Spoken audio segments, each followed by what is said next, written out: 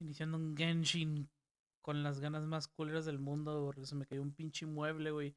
Tengo una foto del desmadre que no voy a publicar, pero... gastadero de dinero, güey. Nuevos muebles. Ni modo.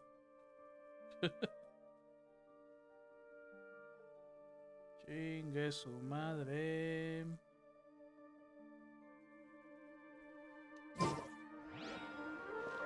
It's called being a freak.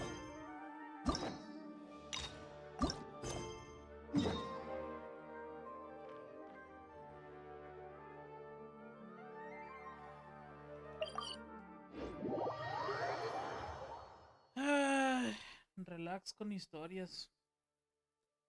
Ni modo.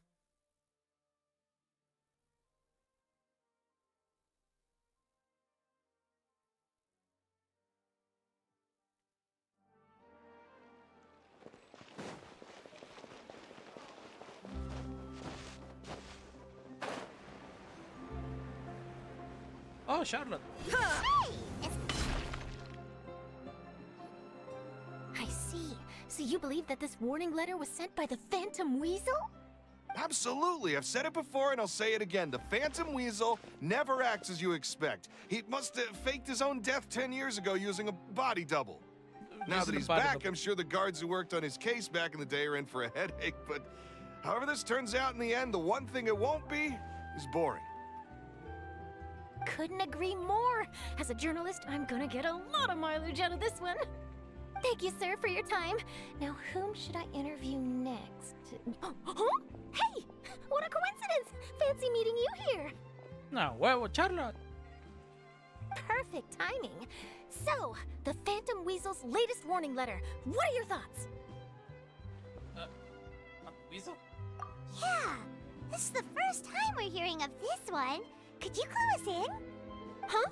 Oh, sorry. Yes, this case is from a decade ago. I guess you wouldn't know about it. Well, not to worry. You're in good hands because I'm a professional. The story goes like this. 10 or so years ago, a phantom thief became active in the court of Fontaine. Known only as the Weasel, nobody knew his true identity, and the authorities never managed to catch him. Wow, cool! He sounds like one of those mysterious night burglars that you read about in novels. Precisely. Well, except the part where they actually have a good reputation. Huh. Our Weasel targeted whatever people held dear, and no one was safe from his predations. He would just as soon steal a necklace from a rich merchant's safe as he would a toy doll given to a commoner child for their birthday. Huh. I know. The phantom thieves you read about in novels rob the rich to pay the poor, but this guy did not discriminate. Unsurprisingly, this didn't work wonders for his public reputation. Every man and his dog wanted to see him behind bars. Yeesh. So, did they catch him? Not exactly. There's a good chance that the Weasel would still be at large to this day if it hadn't been for an accident 10 years ago. A magician named Caesar fell to his death in a botched high-altitude escape performance. When the police went through his personal effects, they found a hoard of stolen loot and gadgets used for criminal activities. And that was how the Phantom Weasel's identity was revealed to all. Sure enough, thefts in Fontaine went down after Caesar's death. But today, 10 years on, the notorious thief has once again issued one of his warning letters and pasted it on the gate of the Opera Epiclese for all to see. I had to squeeze through the crowd this morning to get a photo as soon as I heard. Here, it's this one. So, this is the warning letter, huh? Let's see what he wrote. 3 days from now, when evening falls, I shall take from you that which you hold most dear at the Opera House, just as you did to me 10 years ago. This is, without a doubt, a clear declaration of criminal intent. After years of laying low, the Phantom Weasel is back with a vengeance. What once seemed like an open and shut case has been blown wide open again. But why has he re-emerged now? And what does he want? I sense an epic scoop, and I'm going for it. Uh-oh. If this thief will steal anything that other people value, does that mean even we might be targeted? Ah, le va a robar los snacks. Really?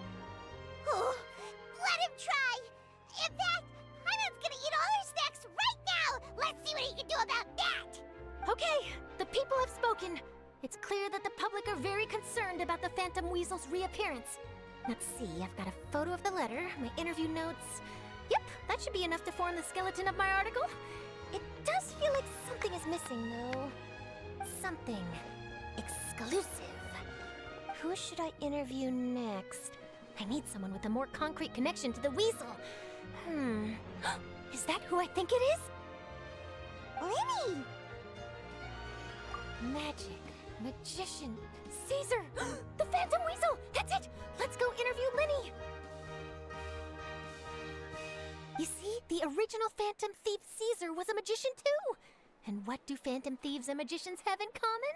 They both have an air of mystery about them. Perhaps there's a connection there. Are you serious? What sort of a deduction is that? Huh. Oh, relax. My journalistic instinct tells me that an exclusive news story is beckoning. Let's go. No time for delay.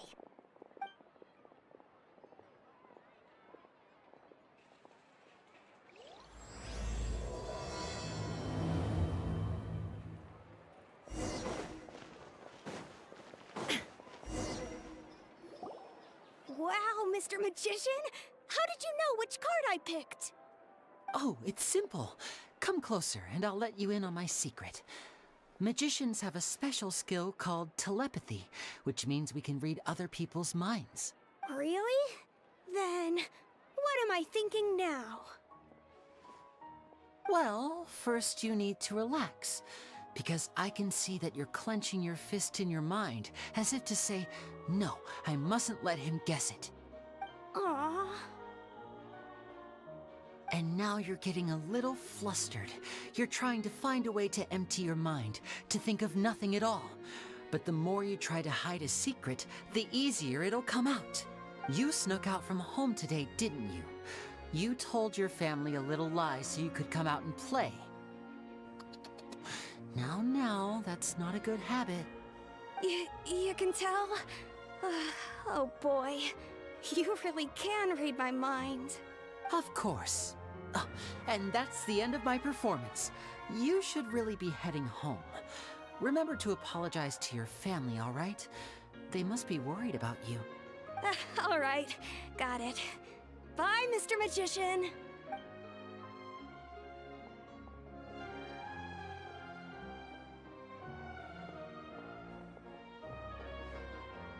Hey, Lenny? Why, hello. We meet again.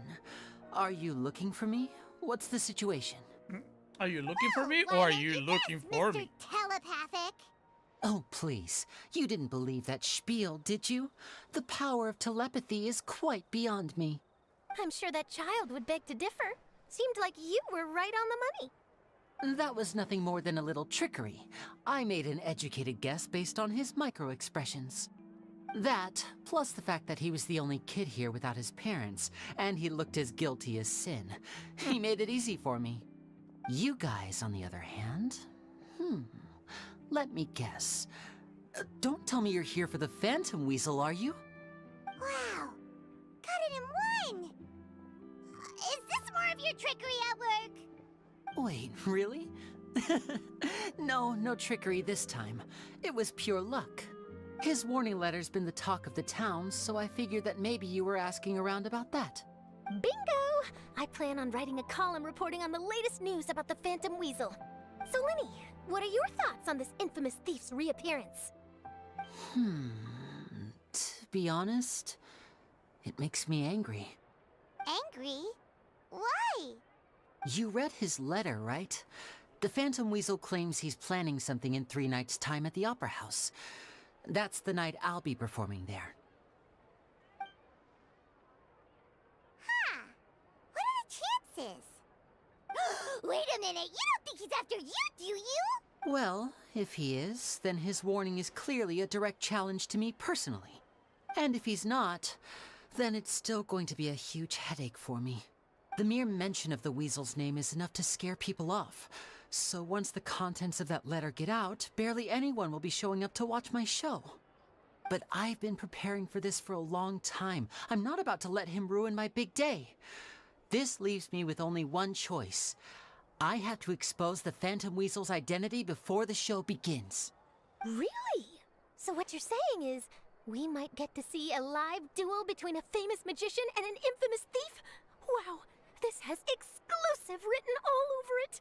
To be honest, I'm not sure if I'll emerge the victor. The Phantom Weasel is a notorious crook, infamous for his inscrutable methods. You're being far too modest, Linny. I think your magic tricks are even more inscrutable than those of a thief. Thanks for the compliment, though I have to say, I don't care much for the comparison.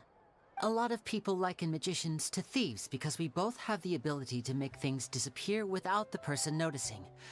But there's an important difference that these people overlook. Allow me to demonstrate with a quick magic trick.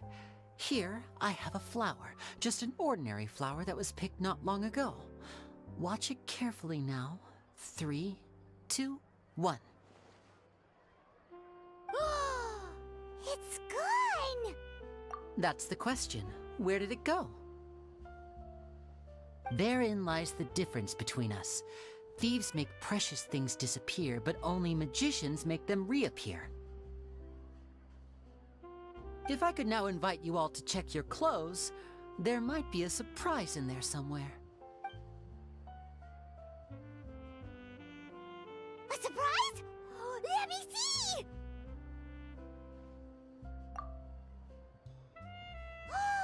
It's right there! But how? You haven't moved this whole time!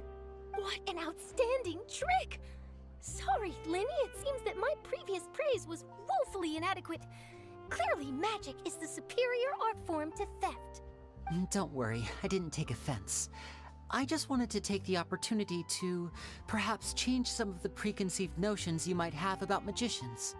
Since Caesar's death, a lot of people associate magicians with criminality. It can be quite frustrating. I can imagine. Coming back to your trick just now, might I presume that you are well versed in floral symbolism? For example, magicians often use rainbow roses in their flower-related performances to represent passion and romantic encounters. But you used a Lumidu spell, which, if I'm not mistaken, allude to separations. I'm curious to know if there was any deeper meaning behind this choice? Impressive knowledge. It's no wonder you're such a successful journalist. But I'm afraid I don't know the first thing about floral symbolism. I'm just in the habit of using Lumidu spells in my magic. It sounds like something I should look into, though. I'll buy myself a copy of Fontaine's Floral Language Facts when I have some time. But it'll have to wait until this Phantom Weasel business is behind us. Well noted. In that case, this brings us to the end of our interview. I, for one, am looking forward to the final showdown between you and the thief. Please feel free to get in touch to update me on any further developments. Otherwise, I will of course see you at your show in 3 days' time, but let's hope the Phantom Weasel is caught by then. If there's nothing else, I'll be off. You've given me lots to work with here, and I've got no time to lose if I want to write that exclusive piece. I'll see you all later.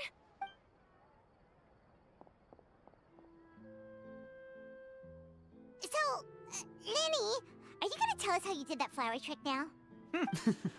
I'm afraid that's my little secret. Aww.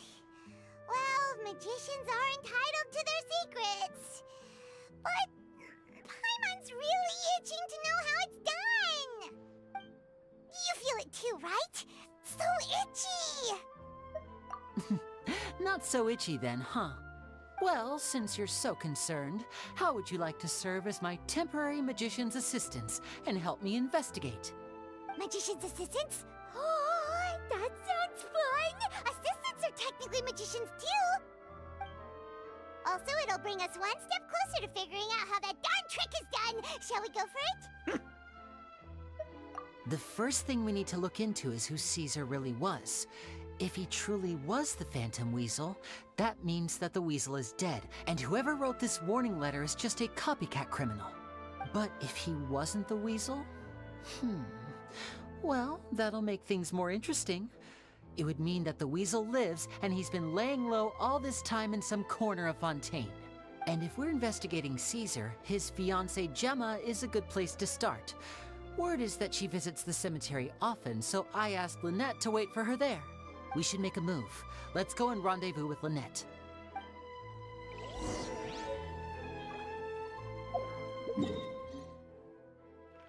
Chingado, güey, no mames. Ah, pues está en pozón. Pozón. Yo no me acordaba de eso.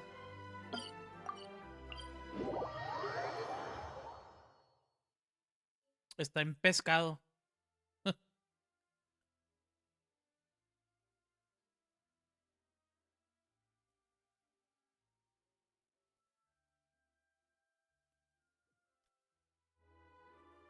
Está en pecado.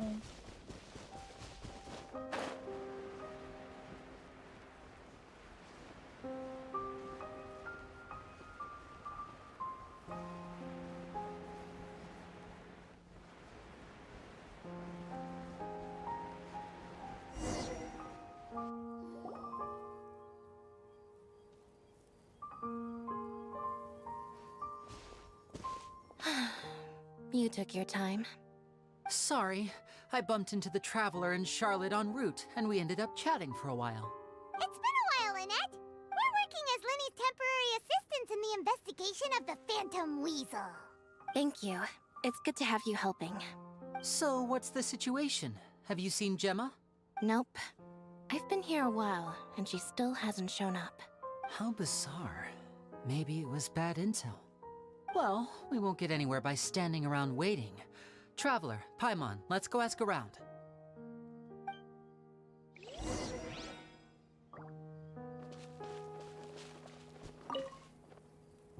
Excuse me, good sir. Gemma? You mean Caesar's fiancé? Sure I do. What's this about? I'm just trying to get a hold of her because I need her help with something. I heard she comes here a lot.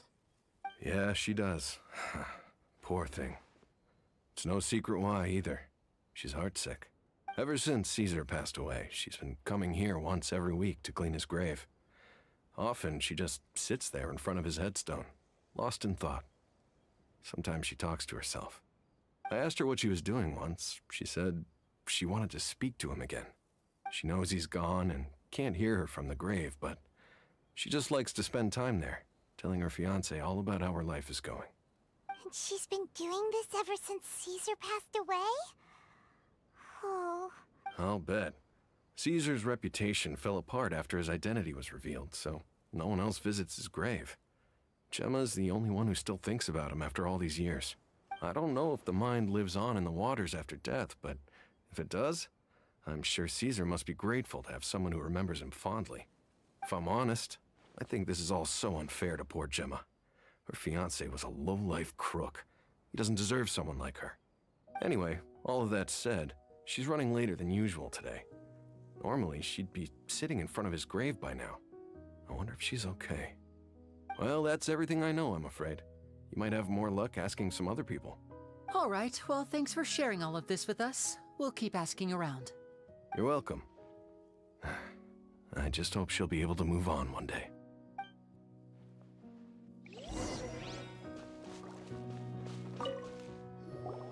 Did you hear the news? They're saying the Phantom Weasel's back. You're kidding. Wait, isn't he dead?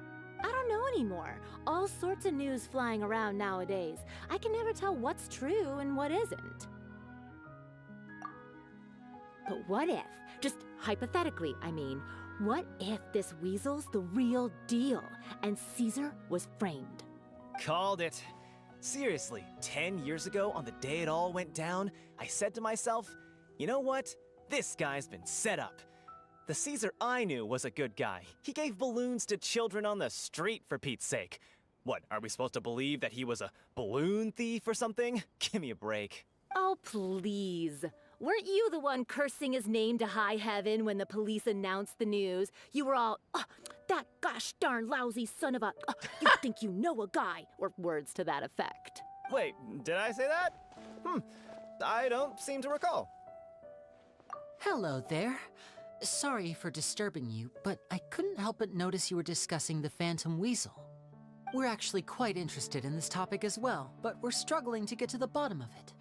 Do you think you could spare a moment to tell us a little bit about Caesar? You've come to the right people. Yep, I was there. Caesar used to perform magic tricks on the street. He was a great magician. The best trick I ever saw him do was pop a transparent balloon, only for a whole bunch of doves to fly out from the inside. I was right up close and didn't blink or look away once. But for the life of me, I still don't have the faintest clue how he pulled it off. Really incredible stuff. I saw him perform too. He always used to bring some gifts along for the kids who came to watch his show, and he'd hand them out after he was done. Sometimes, he even got the kids to write their wishes down, and then he'd make the items on the wish list appear in his next show. Huh. He doesn't sound like such a bad guy. But after he died, there were also rumors that he used the wish list to find out what was precious to people, with the intent to steal it later. As I'm sure you know, the Phantom Weasel would steal just about anything from anyone. Whatever the case, now that the Weasel is back, Caesar's become a hot topic once more. I bet Gemma must be pleased. If Caesar's name gets cleared, maybe it'll finally give her some solace after all this time. No, speak of the devil. That's her over there. If you've got any more questions about Caesar, she's definitely the one to ask. So that's Gemma. Is it just Paimon, or does it look like something's wrong? Wait, it looks like she's injured. Come on, let's see if she's okay. Huh.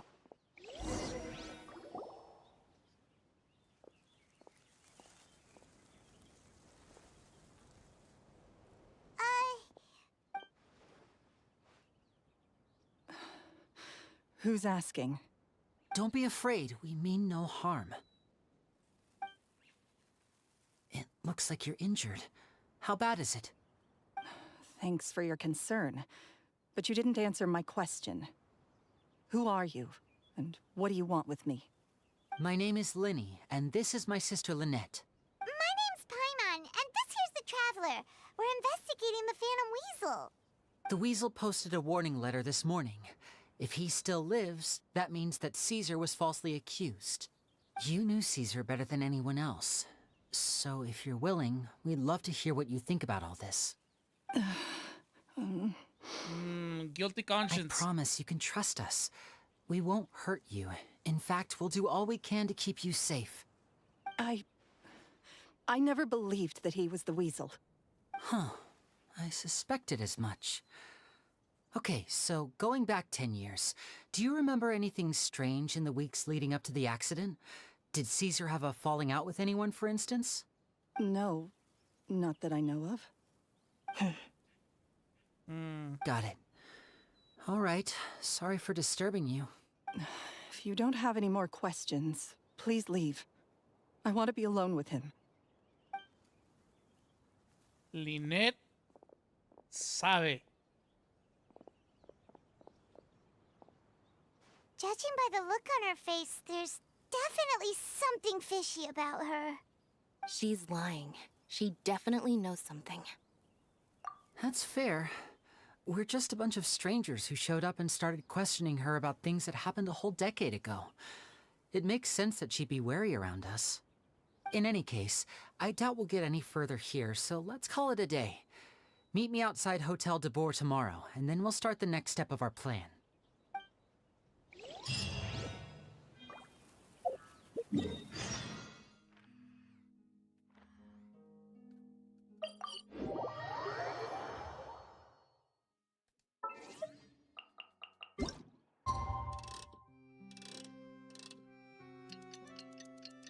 Sí, super fishy. Desde el momento en que casi no quiso hablar a la primera vez que le preguntaron, así como que...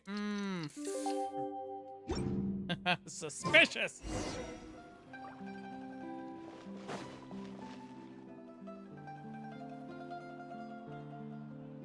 Over here.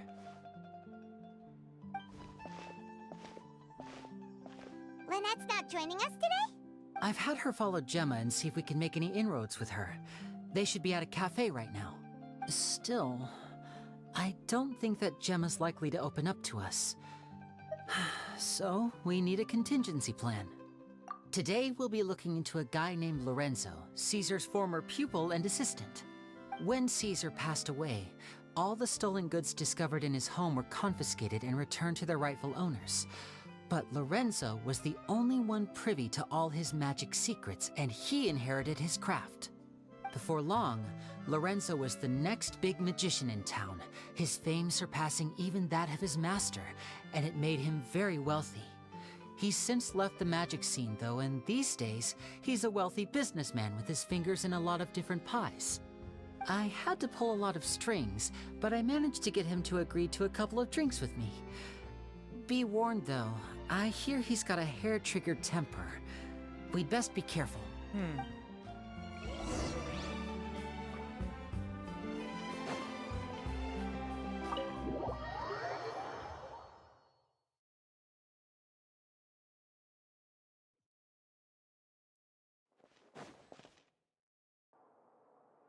Si van a hacer eso a que inicie la cutscena a 3 pasos, güey, no You mames. neglected to mention that you were bringing 2 other people with you.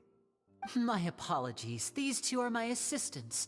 When they heard that I was meeting with the former magic maestro himself, they begged and pleaded with me to bring them along. And if it's no trouble, a couple of autographs would really make their day. Oh, forget the pleasantries, just sit.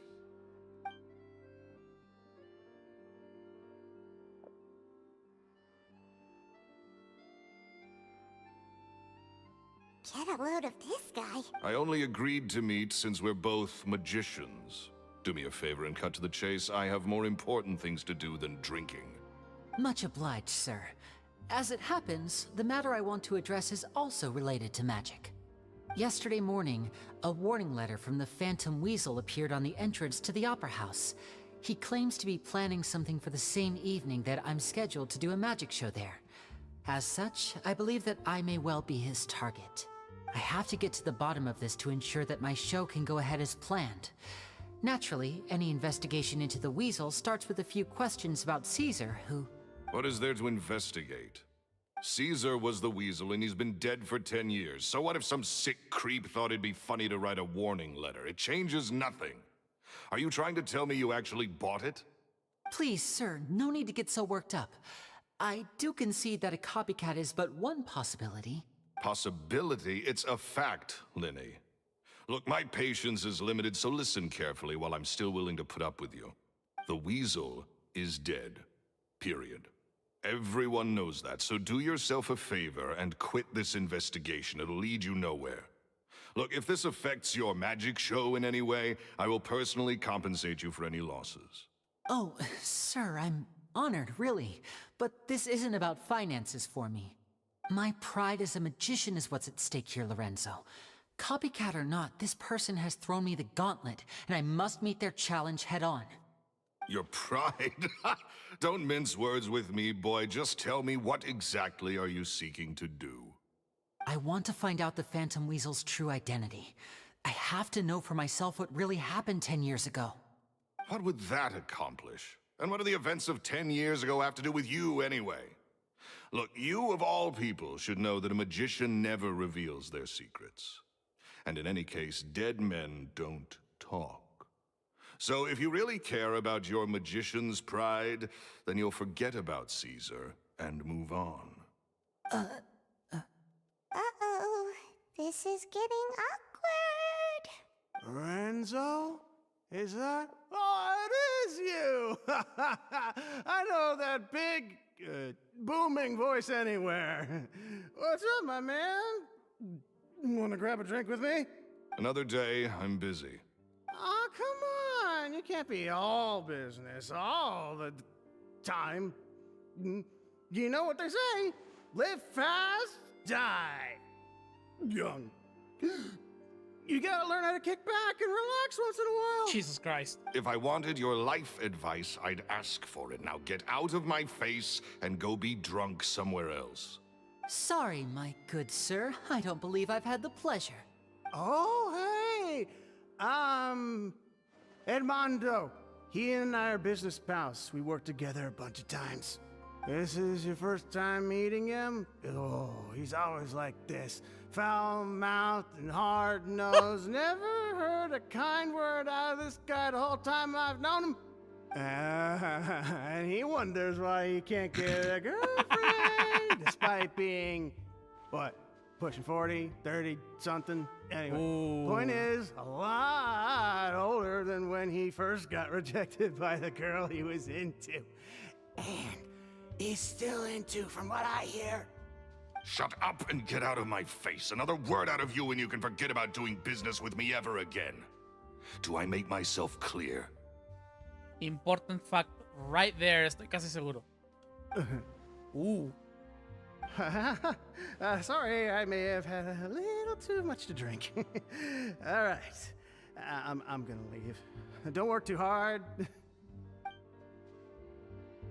Dijo demasiado. Estoy seguro que casi dijo demasiado. I think it's high time I made a move as well. If you really want to investigate this, Lenny, be my guest. But if nothing good comes of it, don't say I didn't warn you. Es una advertencia. Well, that fell to pieces in a rather spectacular fashion. Any thoughts? Hay algo raro acerca de él, muy reprensivo y al mismo tiempo nos dio una advertencia. Totally. And what was all that about compensating you for your losses?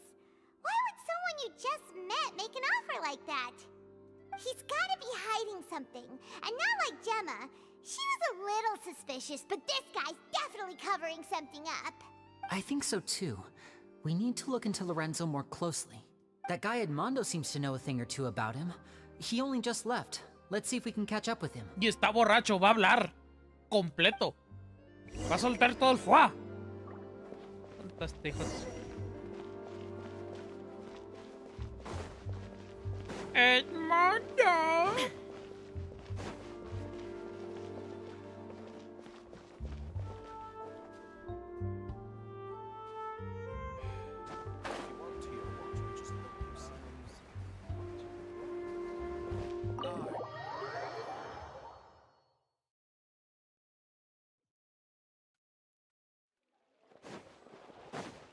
No, no mames, que ya le dio cruda.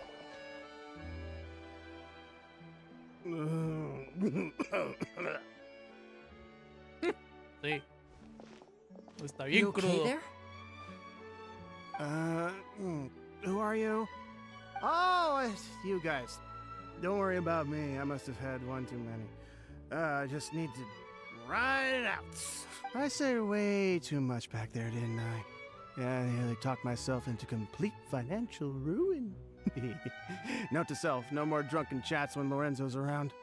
So, he was serious about threatening to cut you off? Ugh, Paimon knew he was a bad egg. Hey, keep your voice down. Don't go prying into Lorenzo's personal affairs. Bad things happen to people who ask too many questions or make an enemy out of him. What kind of bad things? Don't even ask. I'm sorry. I'm gonna have to cut this conversation short. I'm not crossing that line again. And take it from me, trouble with Lorenzo is one thing you don't need in your life. You saw him flare up back there.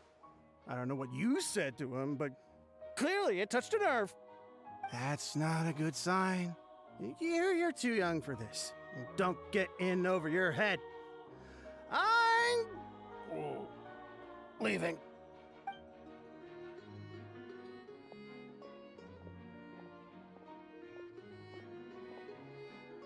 And there he goes. What do we do now, Lenny? Pues ya dijo bastante, digo. Ese cabrón desaparece personas. Shh. I think we're being watched. Someone was listening in to our whole conversation. Don't say anything and don't look back. Any altercation in the city will attract the guards. We'd better take this elsewhere.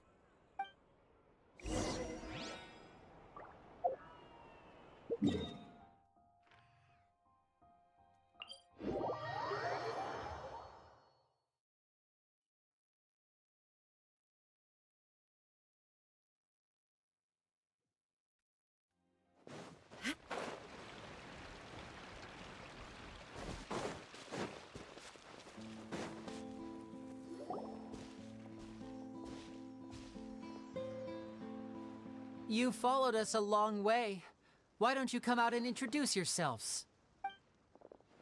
So you're Lenny. And where's your sister? Ain't she with you today? Save us the trouble and go fetch her for us. Let's not drag this out. Paimon doesn't like the tone of your voice, mister! Who sent you, huh? Save your questions, missy. You ain't gonna need answers where you're going. Looks like we can't avoid this fight. Now, I'm not the strongest fighter, so I hope you're ready to back me up. Don't worry, we got this! Obviamente no hicieron su research. Illusion shattered. I see everything. Strike a pose.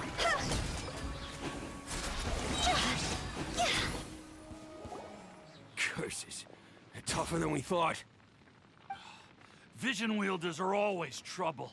Intimidation ain't gonna work like it did on the lady.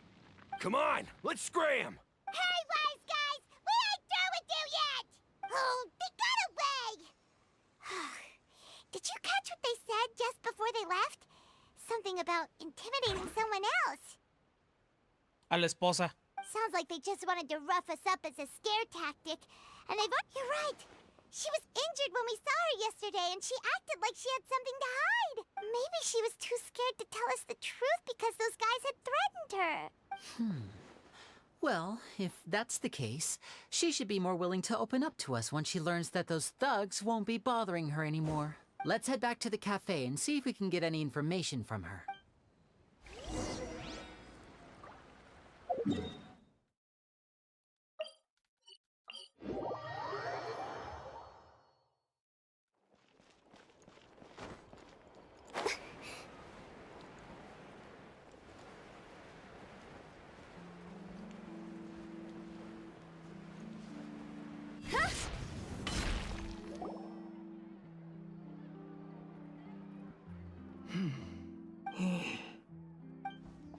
Gemma?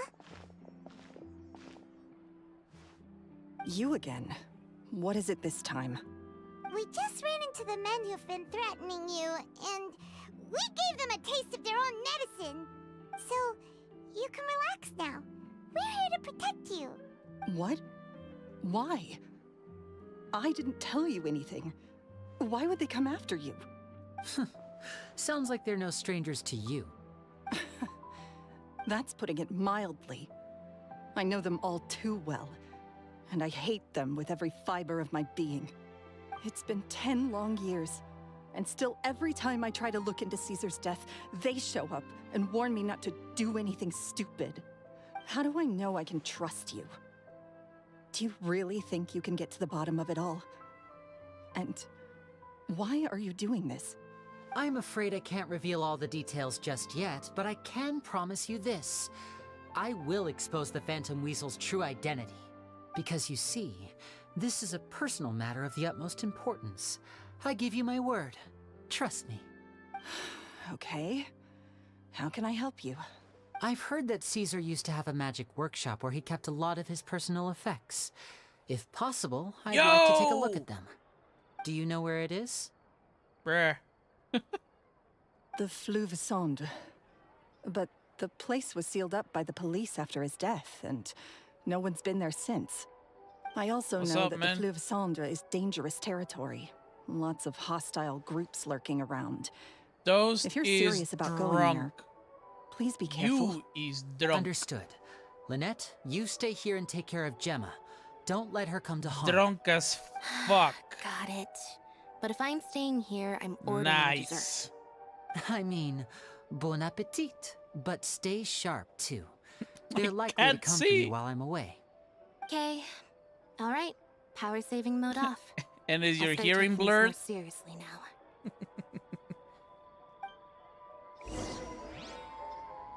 Like we said in Spanish, escucha borroso. Underground, what the fuck? I want us to say hi, my friend. Okay. Alright. It's good to see you, man. Well, read you.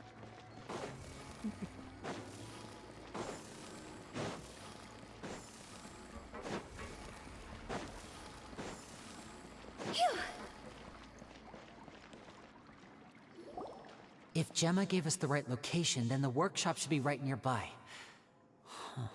Looks like these boxes are blocking the entrance. Let's shift them away first. About to say I There can see we for go. shit. It should be just down here. That's alcohol for you. That means that you gotta check yourself for diabetes, yourself, man. Like, you're going blind because of that? Check yourself. Trust me.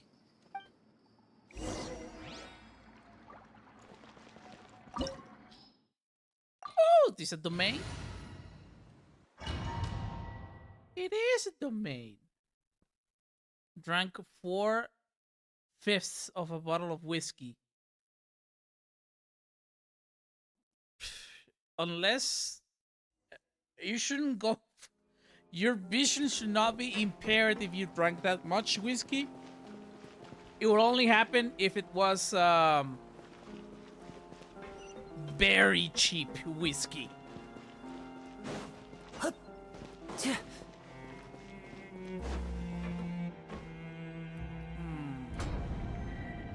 So this was Caesar's workshop. Nothing suspicious here, just normal magic props. Let's head in further.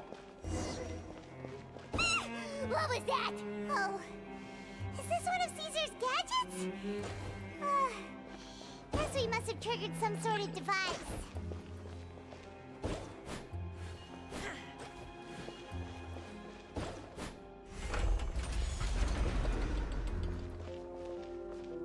Oh, Gardamex. Eat cheap, who you think I am? Well, you don't know cheap until you taste cheap, dude. Over here we have something that's like 20 pesos.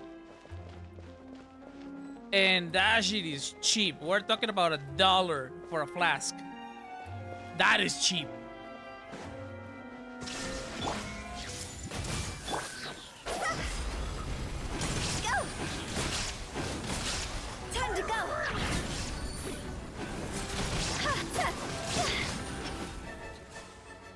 Whoa. Look. The doll in the box is glowing. What the fuck?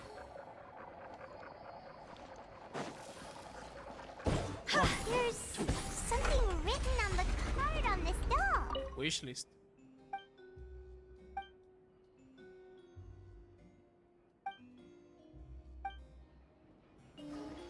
Fuck, where can I get that? Only in Mexico. And you can get it on every single convenience store. We call it Tonayan. It's a mezcal made from corn. Go! That shit will make you blind.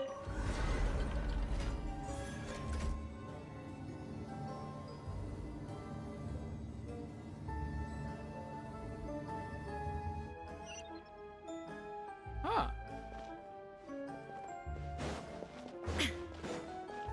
Looks like we've reached the end of this route. Shall we try a different one?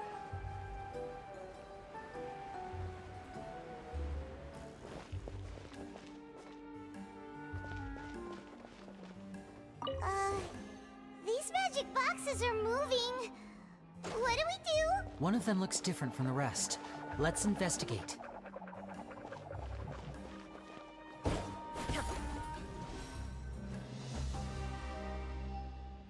I can feel my face, feet, and hands.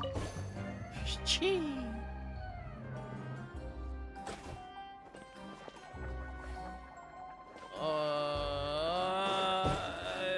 This one.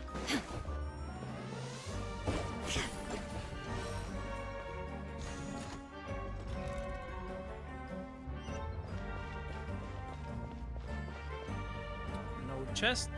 Nope.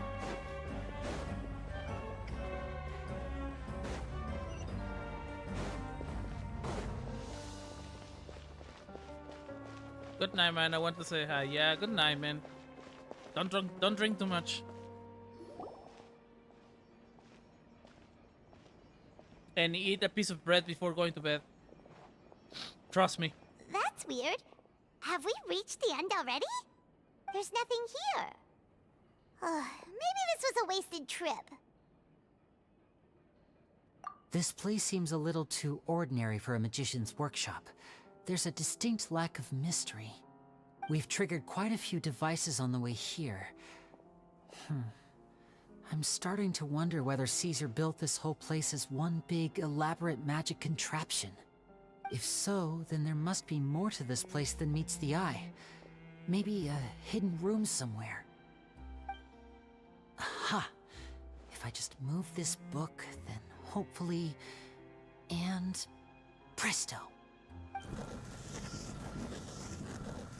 A secret passageway! How did you know? I'm a magician too, and apparently great minds really do think alike. I see Looks the treasure pretty big chest. inside. Let's head in and take a look around.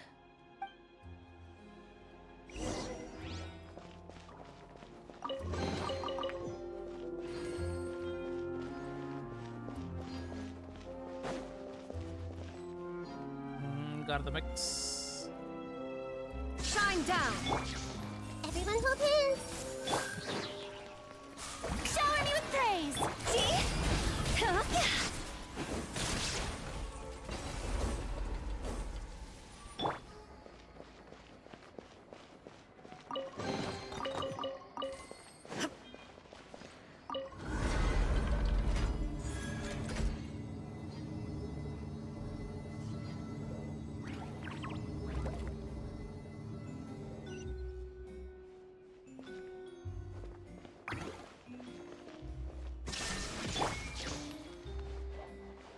I see everything.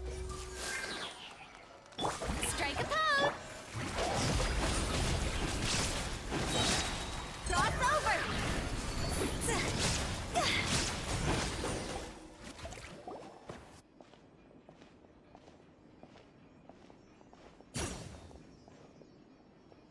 Why have you stopped, Lenny? Is there some device in that box? Huh. It just looks familiar somehow. Let me check this out for a second while you guys go on ahead. If anyone makes a major discovery, let's rendezvous here. All right, see you in a bit.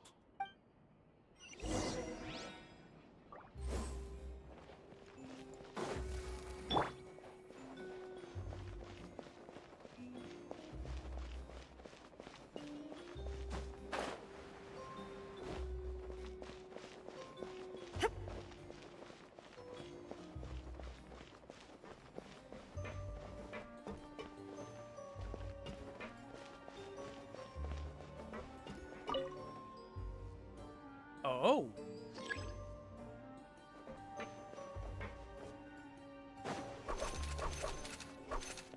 Oh, seems like we can't step on the same tile twice. Guess we've got to finish it in one run, huh?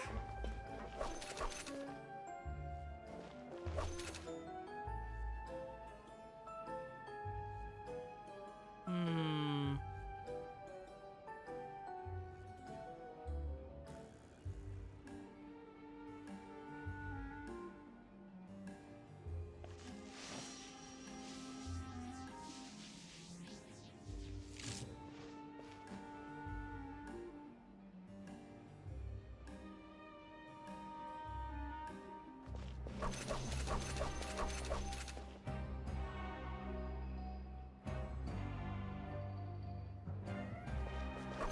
Aha!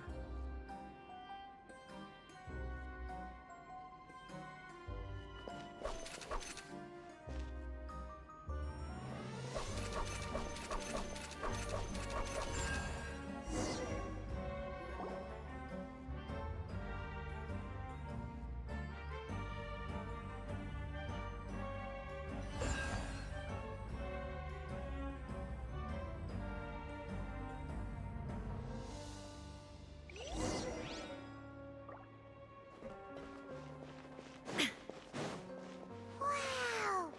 There's a hidden room here! Let's see! Huh. This book's thick as a brick! Let's take a peek inside it, shall we? At one of my shows a few days ago, a child asked me how I pulled candy out of my hat. As a joke, I told the kid that the hat has a built-in wish-granting machine. Next thing I know, today a whole bunch of kids were pestering me to pull all sorts of things out of the hat. So I told them another white lie. The machine needs time to power up, but in the meantime, you can write your wishes down. Well, they took me up on that offer, enthusiastically. As I write this, I've only just got back from running around all over town, buying the things they wanted. Boy, are my legs sore. I wound up saving very little this month, but that's not a major issue. I now have a bigger problem. How am I going to hide all these things inside my hat? 2 children came to talk to me after today's show. I don't know why they were out on their own. They looked much too young to be unsupervised. Anyway, they said that they wanted me to teach them how to do magic. It's not uncommon for children to ask this, of course, but I've never seen any of them as serious about it as these 2. I told them that learning magic is very hard work, but that didn't faze them at all. It's like they already knew. They seemed so committed. I couldn't turn them down. 2. ¿Quién es el segundo? It seems like something's bothering Lorenzo lately, but he won't open up to me about it. Surely he's not upset that I agreed to teach those 2 children. I'll have to talk him around. ¿Lini y Lynette?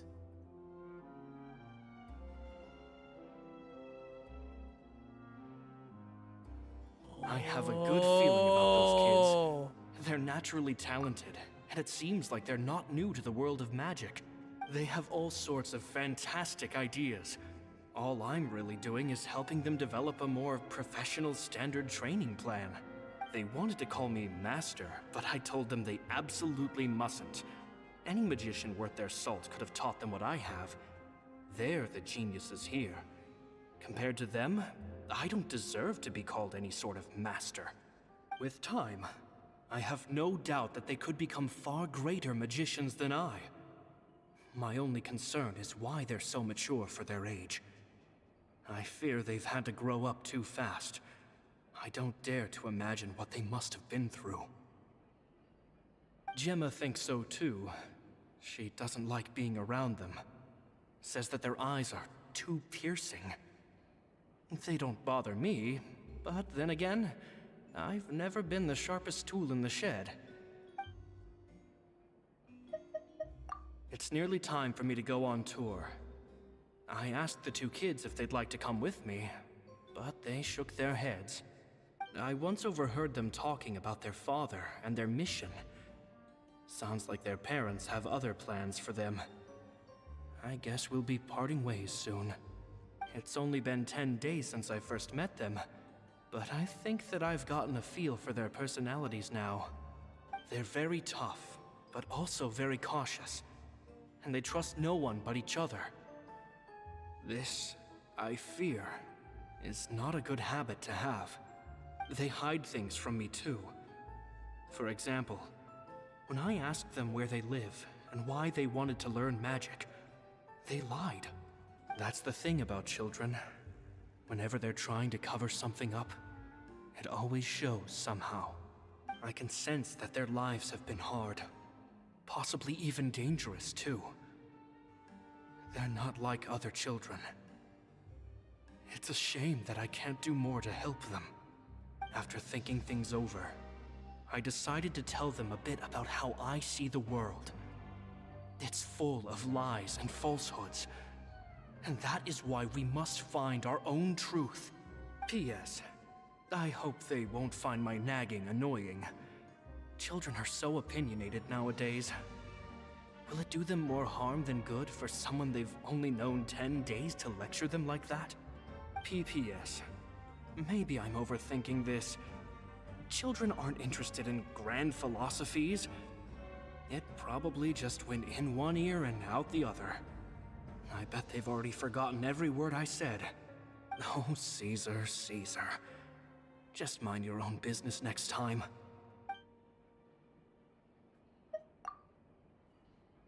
Two magic geniuses with a father and a mission, huh? Sounds a lot like he was writing about Linny and Lynette, don't you think? So did they meet Caesar when they were kids?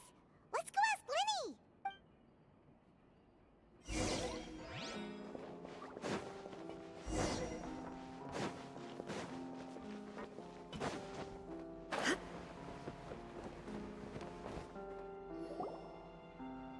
Linny? Shh, hold that thought. As I expected, there's a lot of fishy things going on in this place. Fishy? Uh-oh, what have you found? All in good time. Before we go over our new leads, I want to tell you how a high-altitude escape is performed. First, the magician slots themselves into a magic box in full view of the audience. The box is then suspended high in the air, and a short while later, the base automatically opens. At this point, a dummy will fall out of the box, but it looks real enough to grab the audience's attention, and they start wailing and screaming. Meanwhile, the real magician, who has by now blended into the crowd, waits for a good moment to make their appearance and put on a hysterical performance. Oh no! Is that me? Did I just fall to my death? Very vivid description. Paimon can really picture it. And then what? The audience's gaze then turns to the magician, and by the time they realize what's happened, the dummy has vanished, as if everything that just happened was some sort of shared illusion. Of course, that's just how I think the process should work, theoretically speaking.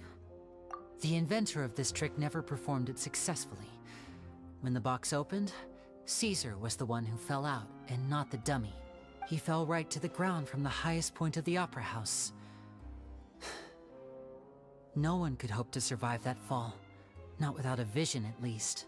And no one else has ever attempted this trick since. My understanding of how it works is just based on what I could gather from his notes and the relevant gadgets here in his workshop. So Caesar's famous high-altitude escape has never been done, huh? Paimon was about to say how cool it would have been to see it in person, but if it's that dangerous, it's probably for the best that no one else tries to do it. Wait a second. So if a dummy's supposed to drop out of the box, then where does the real magician go? How does he get out? Glad you asked. That brings us to the secret of said box. This box right here is the one that Caesar constructed himself to use in the performance, and it's not as simple as it looks. Inside, there's a device that only the magician himself would know about. Once the magician's inside and the box is lifted up into the air, the audience's view of the box is fixed at a certain angle. From where they're standing, they have a clear view of the front, sides, and bottom, but the back and the top are now no longer visible. At this point, the magician presses a button inside the box, opening a secret door out of view. He then escapes through this trapdoor onto the opera house roof, waits for the dummy to fall and distract the audience, and quietly returns to ground level. That's way simpler than Paimon imagined. Even Paimon could probably do it. Well, there's a little more to it than that, of course. The hardest part of this trick is controlling the audience's mood and reactions. There's the falling dummy, the miraculous reappearance, the pompous performing. Maybe the magician would even have themselves tied up before it begins to strengthen the impression that there's no escape. Many days and nights of careful research and painstaking practice would have gone into this, all culminating in a performance just a few minutes long, but one that still manages to transform the shock and grief of a tragic accident to the joy and laughter of a mesmerizing magic trick. Caesar was a highly accomplished magician, but unfortunately, even he didn't manage to pull it off. So, how did it go so wrong? You said you found some fishy stuff here. Have you figured out what really happened? I can make a pretty good guess. I looked into the case files. The magic box Caesar was using at the time of his death had the secret button I mentioned positioned on the right-hand side. And sure enough, he always used his right hand as his dominant hand in public. Okay. Nothing suspicious there. Ese está del lado But izquierdo. here's the strange thing. Most of the devices in this workshop have the mechanism on the left-hand side, including this box right here, which leads me to believe that Caesar was in fact left-handed. Because a magician can't afford to have their most basic habits stand out too much. People naturally focus their attention on the most important details of the task or situation at hand. But a magician needs to be able to redirect an audience's attention at will so as to avoid arousing their suspicion. The essence of magic is getting people to believe a lie. If even the truth raises eyebrows, the falsehoods become all the more difficult to mask. And so, Caesar trained himself to use his right hand to align with his audience's expectations. Great magic always requires sacrifices. But in his most stressful and nerve-wracking moments, and when no one was watching, reflex would kick in and he'd use his left hand. That's why he set his gadgets with the mechanism on his left. Exactly. I think that's likely what happened. Caesar would have been under a lot of time pressure during the escape. He'd have had mere seconds to open the hidden compartment, retrieve the dummy, then open the secret door and make a swift escape. But I'm sure he was confident. He would have rehearsed countless times to the point where it was second nature. He'd barely need to think about what he was doing because muscle memory would guide him through. So he opened the compartment, took out the dummy, checked everything was in order, and then went to leave. With his left hand, he reached for the button, and suddenly, his heart skipped a beat. It wasn't there. Much like when you reach for your keys but find your pocket empty, his mind needed a moment to process what was going on.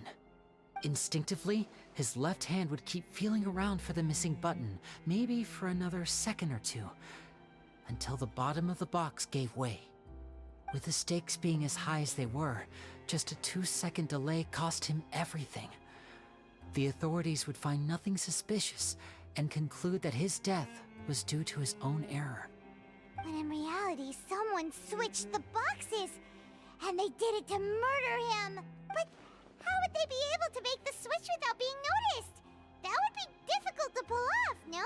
It would have to have been someone who knew that he was left-handed, and who could move his props around without arousing suspicion. Someone who was always by his side. Isn't that right, Lorenzo? You just couldn't let sleeping dogs lie, could you? There's not a lot of people who'd go to all this trouble for some magician who died 10 years ago. I didn't want to have to do this, you know. Silencing you the hard way just creates more problems for me to deal with. But I gave you your chance. I hoped you'd do what's good for you and back off like the lady, but you disappoint me. You mean Gemma? So you are the one who's been threatening her! Yes, although however stubborn she might be, she was never much of a liability. But you people, you never even knew him, but for some reason you just wouldn't drop it. Which is why you can't leave this place alive. Take them out, and make it quick.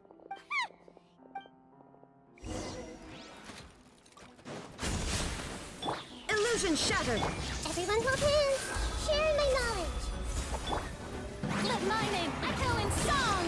Yoo-hoo!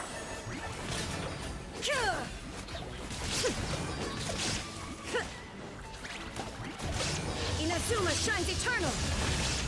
Ha! Ha! Time to go!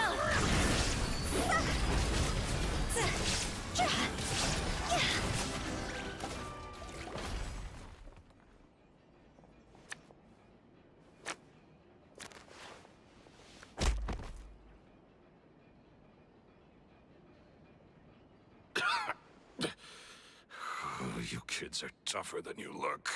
Had enough yet, Lorenzo? Your cronies can't help you now. I think it's high time you started talking, and what I'd really like to know is, why did you murder Caesar? If I had a mora for every time you said that man's name. Of course you idolized Caesar, everyone else did. But I was the real genius magician. Me! He was just an amateur who did cheap tricks for gullible children. I was the one who made magic into the fine art it is today. The aristocrats doffed their hats to me! So it was jealousy. Jealousy. Hatred, more like. I hated Caesar.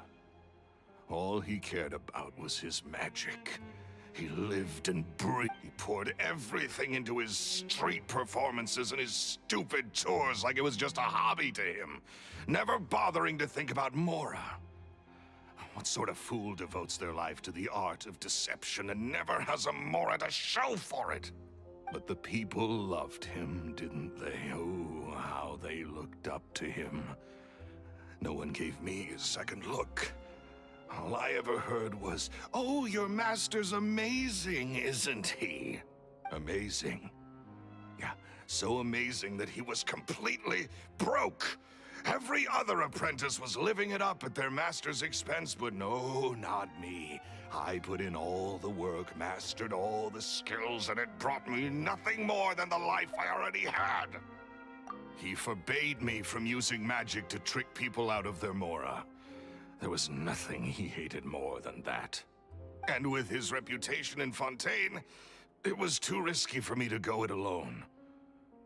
As long as he was alive, if I dabbled in my own brand of money-making magic, he would expose me, and it would destroy me. I had to kill him. There was no other way. He had to go. And this was your only motive?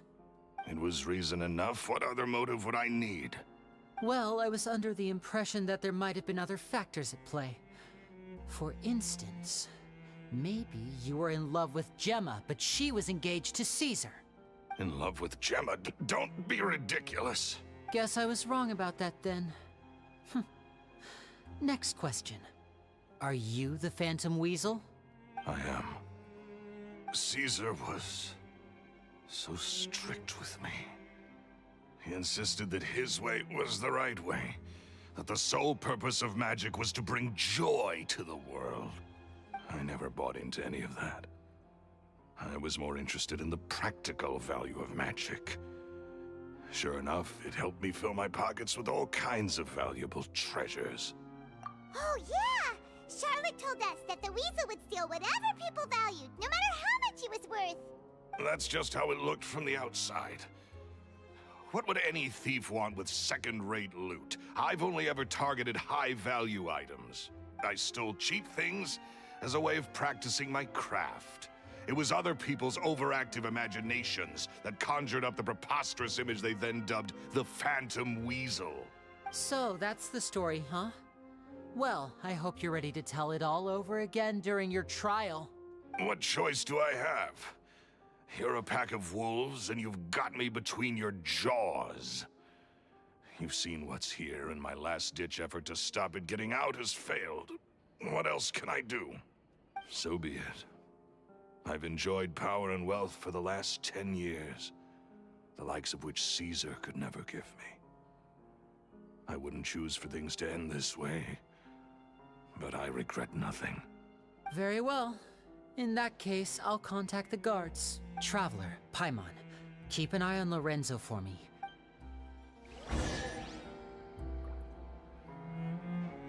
Keep an eye on Lorenzo for me. Nos vamos. At least I can finally stop looking over my shoulder now.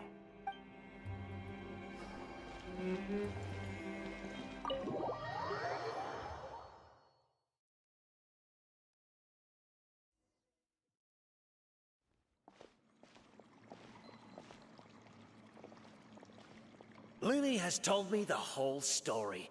Lorenzo, do you confess to the murder of Caesar and to framing him for the Phantom Weasel's crimes? Look who's finally developed a conscience. What kind of disciple murders their own master? I hope it was worth it, because there'll be hell to pay.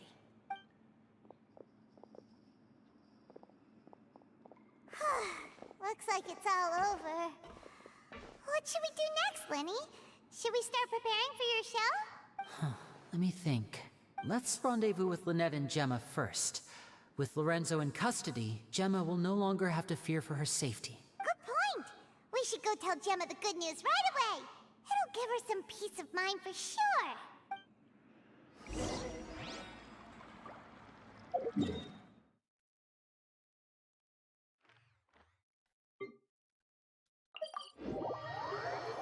no nada más eso. Se supone que Lini y Lynette habían conocido a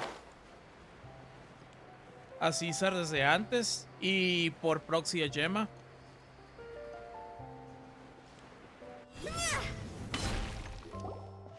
Ah, you're back. You were so quick. I've only just finished my third dessert. Your third? Lynette, come on, we've talked about this. Everything in moderation. You're not gonna have any room left for dinner now. That's fine. I'll shift to exercise mode and jog off the excess sugar. That's besides the point. Well, it's done now. But try to eat a more balanced diet in the future. Point taken. Did everything go okay? Of course! Lorenzo was no match for us. The guards are taking him into custody as we speak. Gosh, that's amazing. I'm sorry, I still didn't know if I could trust you, but now it seems I can. I had my suspicions about Lorenzo, but I... It's okay, we understand. He did threaten you. Paimon would find it hard to trust strangers in your position too. But you don't need to be scared anymore. Everything's gonna be okay. Sorry. Sorry. My emotions are all over the place right now. I've been waiting for this day to come for so long. I always wanted to report Lorenzo. He took all of Caesar's property, which I found suspicious, but I had people watching me all the time, so I couldn't risk looking into it. I was so afraid. I was scared he'd do something terrible to me, and then no one would be left to visit Caesar's grave. So I never had the courage to speak out. Thank you all. Truly. Thank you so much.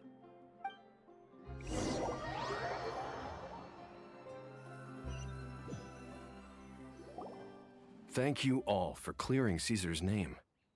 I never would have guessed that Lorenzo was the real Phantom Weasel. He never showed any signs that there were problems between him and Caesar in public. From the outside, it looked like they got along great. And to think that lowlife's been living life to the fullest all this time, while Caesar's name was getting dragged through the mud. It's a travesty. At least his soul can finally rest in peace now, thanks to your efforts. If only I'd realized before it was too late. Don't blame yourself, Gemma. This isn't your fault. Yeah, you still have the rest of your life to live. Caesar wouldn't want to see you spending it feeling guilty. Cheer up, Gemma. My brother's doing a magic show at the Opera House tomorrow evening. Would you like to come along? It might raise your spirits. This show will be a special one. We're holding it in Caesar's honor. In Caesar's honor? Really? Oh, thank you. I'll be there. Great. We'll see you tomorrow evening. Traveler, Paimon, don't be late. Don't worry, we'll be there. No way are we gonna miss out on a free magic show. Wait, Paimon feels like we're forgetting something. Oh yeah, Caesar's diary! We never found out if the two kids Caesar taught magic to were Linny and Lynette or not. Linny changed the topic back in the workshop, so we didn't get a chance to bring it up. Oh well, guess we'll just have to ask Linny tomorrow evening.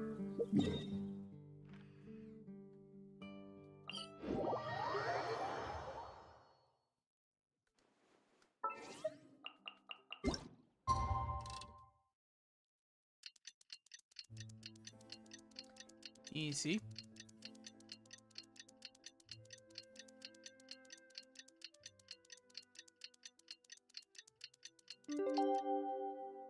One client, two clients, three clients. 18.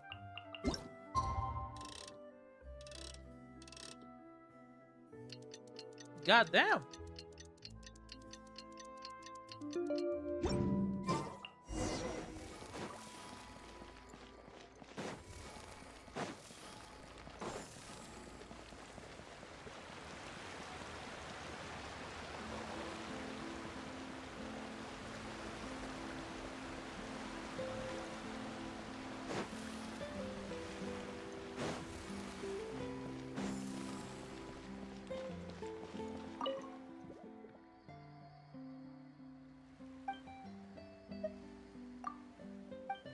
quería hablar con él.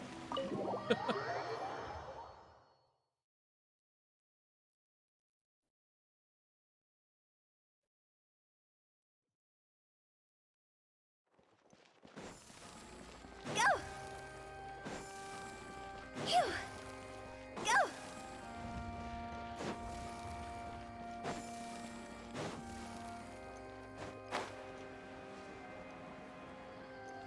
Huh?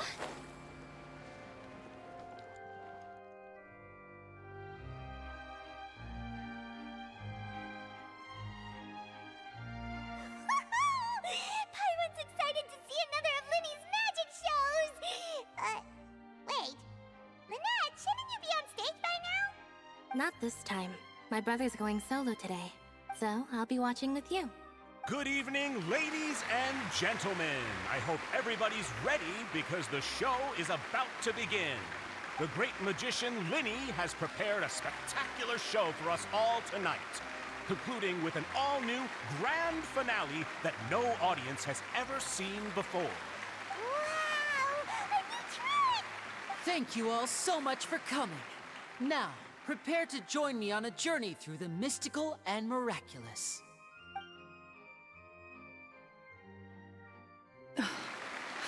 Exciting stuff, isn't it? Yes, it's just... It reminds me of him. No wonder. Caesar was a famous magician too. So, how did you two first meet, Gemma? Well, I was out on the street once, and I saw him performing for little children.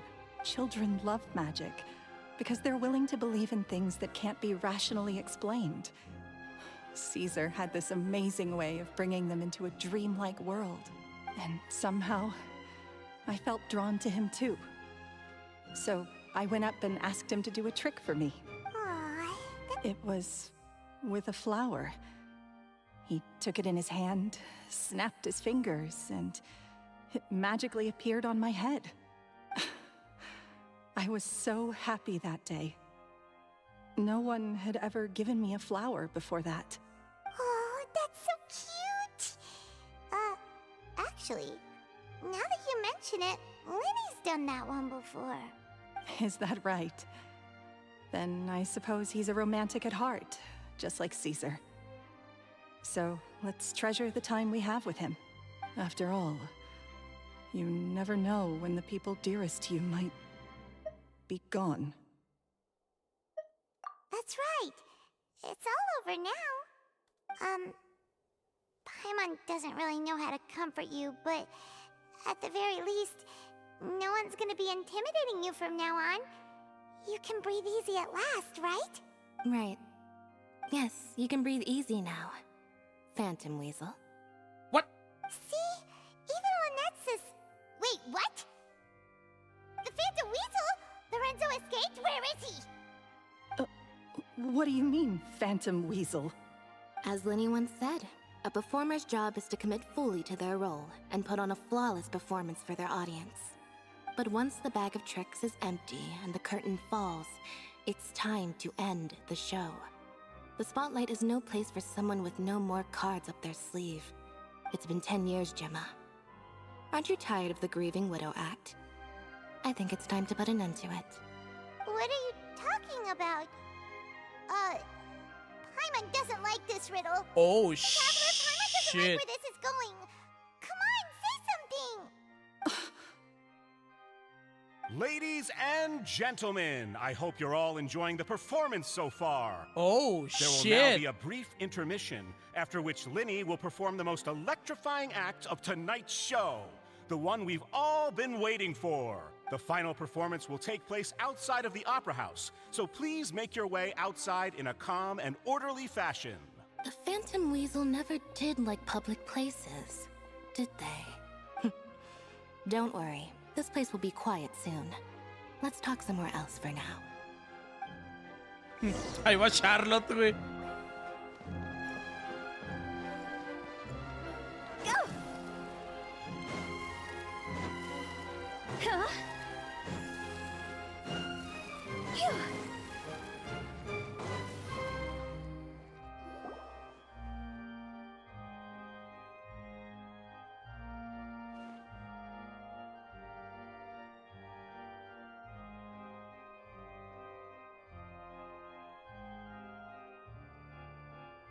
Dear me, this is awkward, isn't it? And unfortunately, I'm all out of gadgets, so I'm afraid I can't do any tricks to liven up the mood. This is a big mistake for a magician to make, but thankfully, I do have a backup plan. Lenny? Don't we have more important things to address right now? Lynette accused Gemma of being the real Phantom Weasel a moment ago.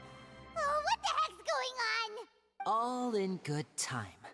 Magicians are good at guessing what people are thinking. I know the questions you want to ask.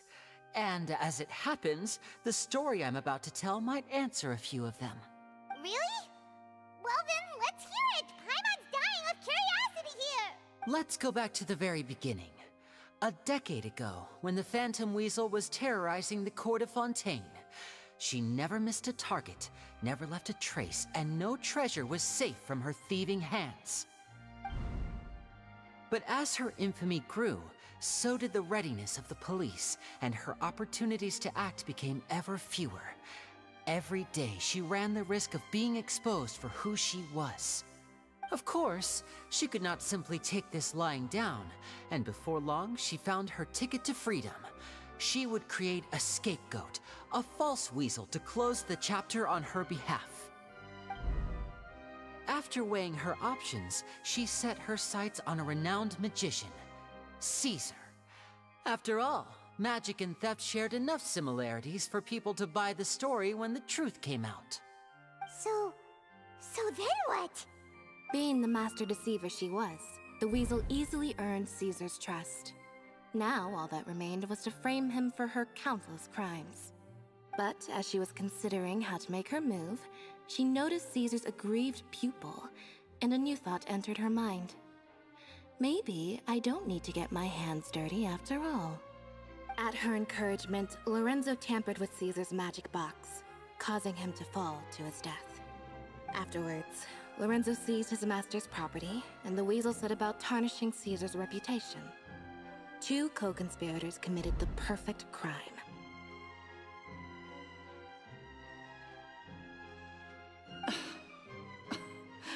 I've got to hand it to you.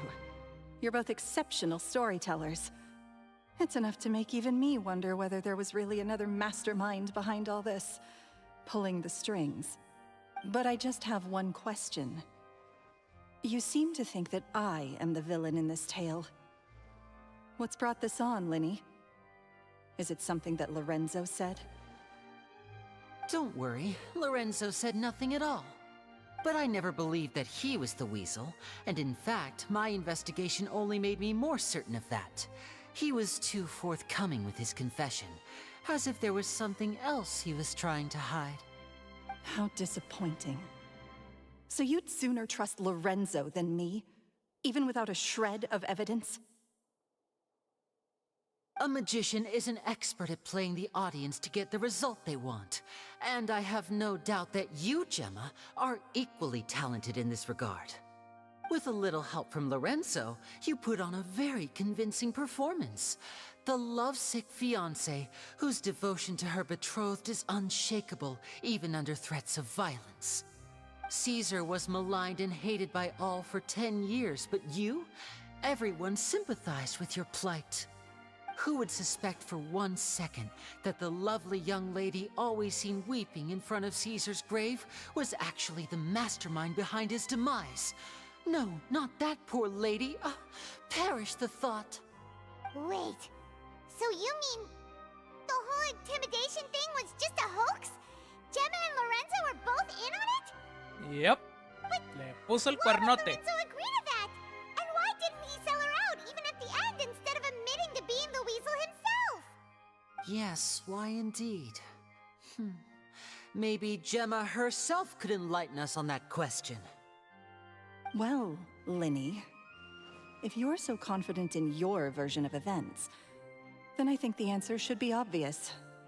Having killed Caesar with his own hands, Lorenzo was plagued by overwhelming guilt. Revealing the Phantom Weasel's true identity would serve no purpose. But if the Weasel remained free, then she could take care of Lorenzo's loved ones. An excellent answer, though sadly a little dull. Is that right? Well, don't let me bore you. If you'd care to change the topic to something more interesting, I'd be much obliged. As a matter of fact, there's one thing I'd really like to understand. Why would the real Weasel have targeted things that only have value to other people? Could you shed any light on that? Of course. After all, we're just telling stories here, aren't we? If I had to guess, I would say that the real Weasel must have had a terrible childhood. Left to fend for herself after her parents died young. Betrayed, scorned, beaten. She'd scrounge waste paper from garbage bins to draw on, using twigs and dirt for lack of ink and pen. She'd sew ugly rag dolls from whatever scrap material she could get her hands on. This was her only source of happiness in life. But it was all she needed, and she was content. Until the world decided that even this was too good for her. Once again, she was betrayed. And this time, everything was taken from her. She felt like life was a miry pit that dragged her further down the more she struggled to escape. At that tender age, she should have been happy. Instead, she stood in the shadows and watched with envy as all good things in the world passed her by. This was a fate too cruel for anyone to bear. Her pain became a breeding ground for dark thoughts. Thoughts which festered and grew into a twisted solution to her troubles. I detest the happiness of others, in all its forms alike. I will rob them of everything they hold to be good and true, and it will fill the void in my soul. That's some pretty heavy stuff. Now it all makes sense. Does this story satisfy you, Linny? Yes, it is quite to my tastes. Thank you for helping to clear up my confusion. Huh. That's right! What drove you to write that letter, Gemma? What were you trying to achieve there? Because without that, none of this would have ever come to light. She didn't write the letter. After 10 long years, I'd hoped that the Phantom Weasel would be consigned to the history books by now. But it seems like someone still wasn't ready to let her finally be at peace. Linny. Or should I call you the Phantom Copycat now? You were the one who posted that letter outside the Opera House. But why? Very sharp, Phantom Weasel. Still as shrewd as ever. Well, no need for me to be coy about it. Our goal was to clear Caesar's name. The most straightforward way to change the public's impression of Caesar was to force the Weasel to show themselves. That's it? You had no other agenda? Of course we did. We made it quite clear in the letter, I believe. I shall take from you that which you hold most dear, just as you did to me 10 years ago. 10 years ago? You mean Caesar's death? You met him? Wait. Oh, I get it. You were those two obnoxious kids. It's been so long, and you're all grown up now. I didn't recognize you. He taught you magic back then, didn't he? For what, 10 days or something? And you went to all this trouble. Why? Because you feel like you still owe him something? We remember all our debts, however great or small. 10 years ago, Caesar's reputation was torn to shreds, and his legacy was thrown out. 10 years on, and no one cares what the truth is anymore. But we did not forget, and so we came to find you. And? What exactly did you take from me? I'm still standing, as you can see. Lorenzo has admitted to everything. I'm free. Free? Do you really think so? Caesar once told me that even though the world is filled with lies and falsehoods, we must find our own truth. I think that applies to you too. Truth can take many forms. Prized possessions with nostalgic value, fervent hopes and dreams, and irreplaceable people. Life took many things from you, and those wounds never healed. When they ached unbearably in the dead of night, stealing became your way of numbing the pain. What are you trying to say? I'm saying that for the last 10 years, you've been living a rather uneventful life. Perhaps that's because you found something other than a life of crime to fill the hole? Back to Lorenzo for a second. He murdered his own master, played along with your act, and took pains to make sure any suspicion would be directed towards him. But what did he have to gain from all that? He knew who you were and the things you'd done, and despite that, he was willing to give everything up for your sake. He's the reason that you haven't felt the compulsion to steal in all these years. You're more than just accomplices in murder. You're the only real friends each other has. So I think you know, deep down, that he is the only truth you have in your life. But that truth is gone now. And I guarantee you, you'll never see it again. Congratulations on your freedom, Gemma.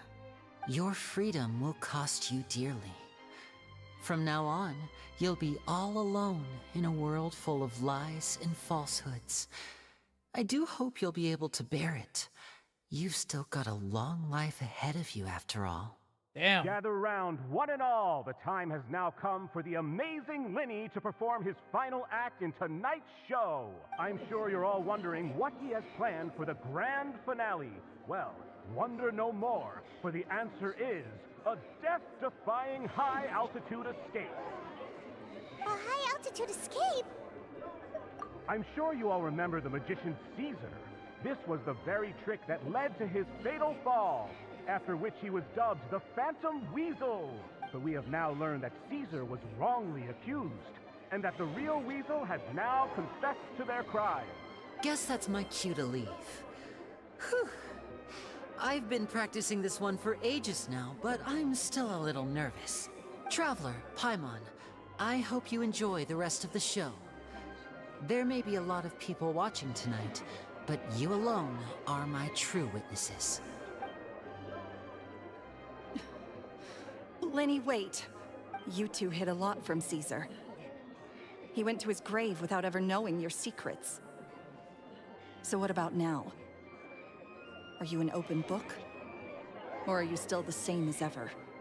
You don't have to tell lies to end up isolated and alone. One day, you'll end up exactly where I am today. Maybe then you'll finally understand. You're wrong. I'm nothing like you. So, what are we, doing now? Like Linny said, when you're ready, let's head outside and watch the show. Yep. But what about Gemma? She'll figure out what's best for her soon enough. Oh, and if you'd like to see Linny after the show, you know where he'll be. The usual haunt. All right. Well, let's go and watch Linny's finale then. This trick's a pretty dangerous one, but he should be able to pull it off, right? Sí, es un holder de visión, así que Go! Phew! no le va a pasar nada. Go! Huh?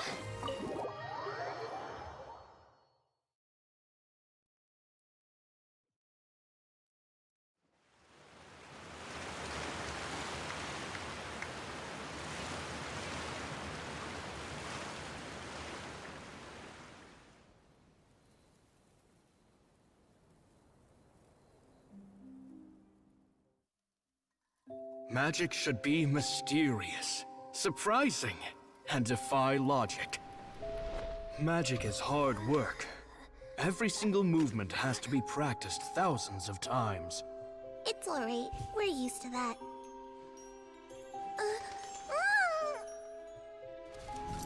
We're sorry. You've taught us so much, but we can't tell you the whole truth. It's okay. Do you still remember what I told you? This world is full of lies and falsehoods. I only hope that one day, you can find your own truth. What about you? Have you found your truth? Magic is my truth. I want to perform a magic trick so great that people will always think of me when they talk about it. For a magician, what greater honor could there be? Look! Behold! Linny is sealed inside the box. Will he manage to escape? 10 years ago, Caesar attempted this very trick, and it was at this precise moment that...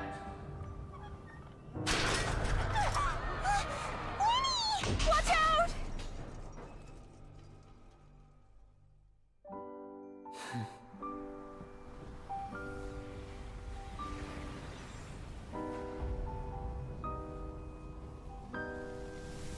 Mysterious. Surprising. And logic-defying. Isn't that right? This honor belongs to you, Caesar.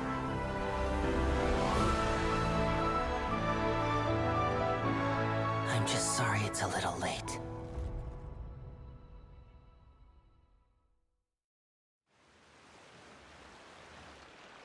Did you see that? 1 minute he was falling, and the next, he turned into flowers. How could he possibly have done that? How mysterious. I didn't blink once. He just vanished, right in front of my eyes. What a heart-stopping magic show! This was really worth the trip. Caesar's name has finally been cleared, and Fontaine's new star magician Linny has fulfilled a wish on his behalf. Oh, I couldn't ask for a better grand finale. It will make a great headline for the Steambird tomorrow, even if I do say so myself. Looks like everyone really loved Linny's grand finale. Paimon doesn't see Linny anywhere. Where'd he go? Oh, Lynette said he'd be waiting for us at the usual hunt. But, oh, you mean the one where Caesar's buried? Yeah, that's probably it. This whole magic show kinda seemed like Linny's way of saying goodbye to Caesar. So it makes sense that that's where he'd be afterward. Alright, let's go look for him there.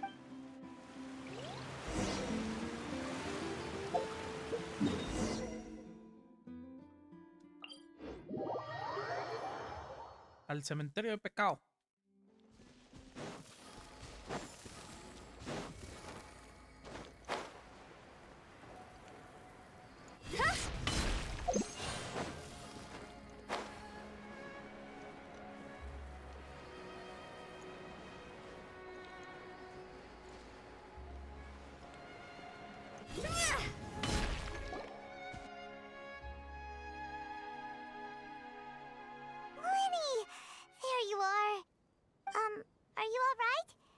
Paimon was scared to death when the chain broke. Paimon was sure something had gone horribly wrong. Magic is a performance art. A magician has to get creative to keep the audience on tenterhooks. That's our job. So I tweaked Caesar's original setup a little to keep it fresh. I was honestly a little nervous during the live performance. The thought of falling, suddenly feeling weightless, seeing the sky and the ground spinning and spinning. Sometimes, I can't help but wonder what Caesar thought in those final moments. Did he regret taking Gemma and Lorenzo on? Or did he believe that it was his own slip-up right until the end? You know, Paimon's been wanting to ask you about something ever since we were in Caesar's workshop. You learned magic from Caesar once, didn't you? When was that? After I joined the House of the Hearth. To be honest, Lynette and I had an agenda when we approached him. I told you about my past before, remember? As a young boy, I survived by secretly learning magic from street performers. I'd watch their tricks and try to figure out how they were done. But I quickly realized that observation alone could only get me so far. What I saw was the polished final performance, but the rigorous training they put in behind the scenes remained invisible to me. I needed to learn how to improve my sleight of hand, hone my misdirection skills, and make niftier props. We were gifted enough that we'd made some progress by ourselves, but without proper guidance from a professional magician, we quickly plateaued. So that's why you sought Caesar out?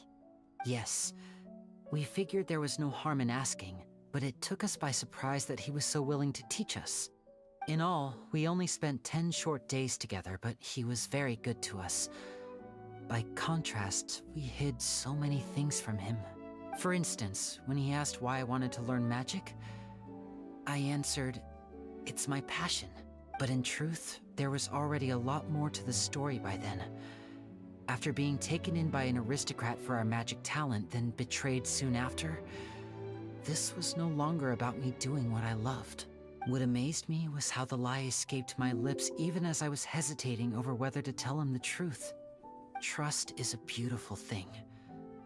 Sadly, I'd forgotten how to trust by then. Winnie. Still worried about the way I feel? You really are a gentle soul, aren't you? But don't worry, I'm used to it now. From the mansions of the elite to the House of the Hearth, lies and selfishness have followed me and Lynette everywhere we go. After Caesar went on tour, we became busy with our missions. The next we heard of him was that he'd fallen to his death, and was now declared to be the Phantom Weasel. That night, I remembered his smile. But as I lay there, I didn't know what to say to him. To keep secrets is to put up walls. The longer you keep them up, the less you let people in. Then, one day, you look around and realize your life is like an empty auditorium after a show, full of seats once occupied by all the people who left. But I guess that's the price we have to pay. You only realize how much someone really meant to you when you lose them completely. That's why I was so confident this would hurt Gemma.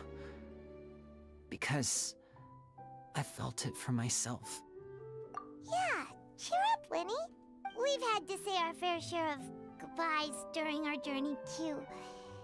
But whatever happens, Paimon always believes in what tomorrow brings. Delicious food, fun toys, and the traveler by my side. Paimon just needs to focus on things like this, and all the unhappy stuff goes right out the window. You know, Traveler, doesn't that kind of make you Paimon's truth? Exactly. It's the same for me and Lynette. We are the truest thing each other has in the world, and nothing can replace that. Life has taken plenty from us, like it did from Gemma. But at least it left us with each other. That's what gave us the strength to get through the darkest days. That's why the darkness never consumed me, and why it never will.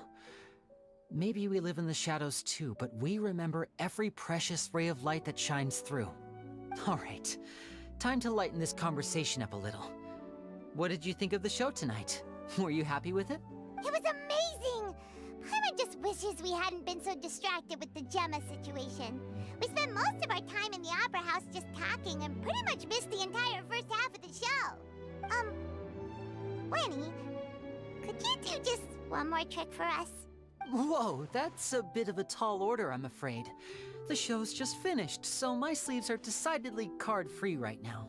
Aw, come on! Surely you can think of something. The Winnie Paimon knows can do anything if he puts his mind to it. Oh, all right then. I'll give it a go, but only because it's you. Watch closely. I have a flower in my hand. You liar! There's nothing in your hand! We ain't going along with this! Huh? My goodness, you're right. But I could have sworn I brought one here with me. Okay, try this. 3? Now, have another look around. Maybe the flowers appeared somewhere else. Really? Let's see. Wow, there it is! Oh, this is a different flower from the last time, right? This one's called, oh yeah, a rainbow rose. But more importantly, Paimon has to know how the trick is done, please! Well, if you want to learn magic, you'll have to start by addressing me as teacher. Fine.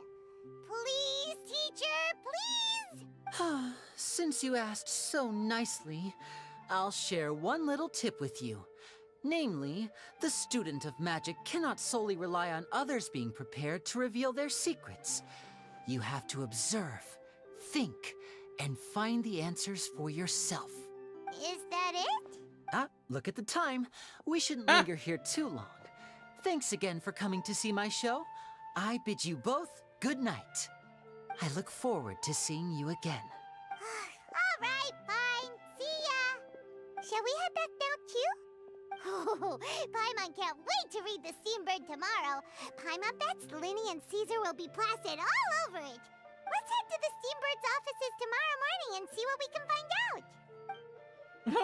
Y Gemma también, seguramente.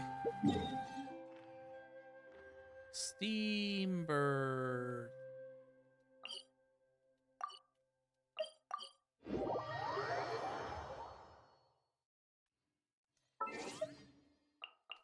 He said next morning. Perfecto.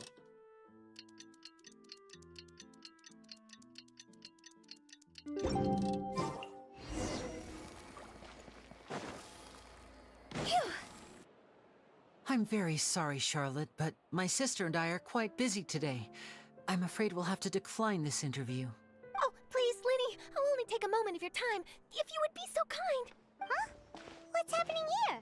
I spent all night writing my piece about the Phantom Weasel, and it was going to go to print this morning, but just as dawn broke, I suddenly received news that Caesar's fiancée, Gemma, had contacted the guards and confessed to having been the real Phantom Weasel all along. That was quick. Too late, bro. That was quick, you say? It sounds like I've got some catching up to do. Please, fill me in. Whoops. Aha! My instincts did not lead me astray. You do have something to hide. Gemma turning herself in must have something to do with Linny's performance last night. Maybe watching my high-altitude escape trick reminded her of a better time with Caesar, and she could no longer ignore the voice of her conscience. Huh. Okay, then. Wait, no, there must be more to it. If that's all it took for her to have a change of heart, how did it take her 10 whole years? Well... Oh, I remember now! You and Gemma were nowhere to be found after the show. What happened between you? Quickfire question! Where did you all go after the show? Oh, we went to the cemetery and Linny did a private magic trick just for us. Actually, glad you mentioned it, because that reminds Paimon, guess what? Linny started using rainbow roses in his tricks. What? I don't recall ever having received a rainbow rose from you myself. Is this supposed to mean that they're more important to you than your own sister? No, I just, What now? Oh, did Paimon say something wrong again? This is getting pretty awkward. What do we do, Traveler? Seems like this interview wasn't meant to be. Well, never mind. There's always next time. Forgive my persistence, but when there's explosive news waiting to be found, I can't turn away. The news about Gemma has already made waves, and I'll stop at nothing to get to the bottom of it all. Apparently, one of the things she said to the guards was that her final wish is to see Lorenzo one last time. There's clearly a web of complicated relationships there. Can't blame me for being curious. All right, I guess I'll leave you to continue the rest of your conversation in peace. Bye for now.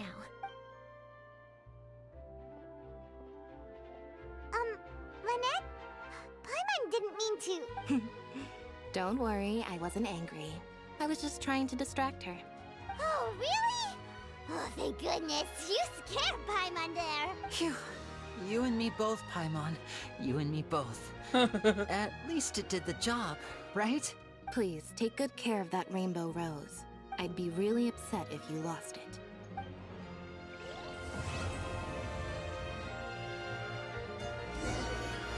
That was funny.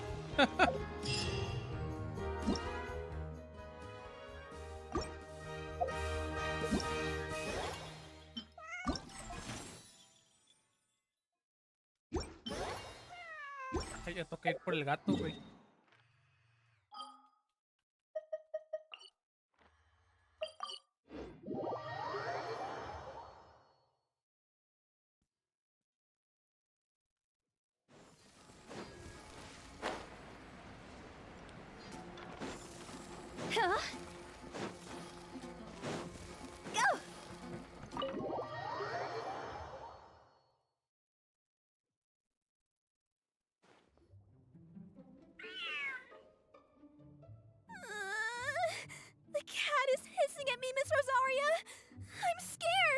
You should probably give him some space.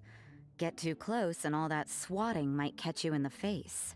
Oh no, seems like Valerina has run into some more cat-sized trouble. Honorary Knight! Cat Whisperer! This big cat just barged in here after Snowball.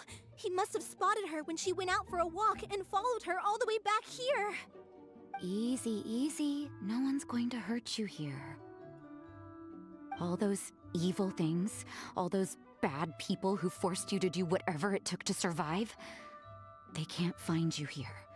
You're safe within these walls. You're surrounded by good people now. Their constant hovering might get a little annoying, but it's all for your own good. Just relax. A life of leisure isn't a bad thing, you know. You just have to get used to it.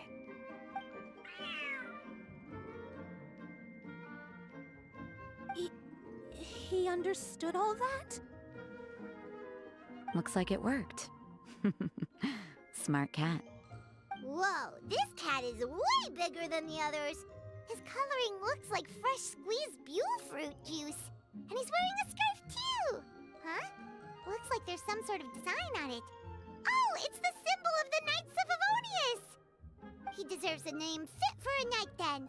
He is pretty feisty. How about Sir Pouncelot? You really do have a way with cats. He looks way more at ease now. Paimon thinks you deserve to take the credit this time. Sir Pouncelot seemed to calm down right after everything you said to him. It doesn't matter to me either way. Although, the fact that they're cute doesn't hurt. Let Paimon show you how to put Sir Pouncelot completely at ease. Paimon just needs to work a bit more of her magic and he'll be as happy as can be.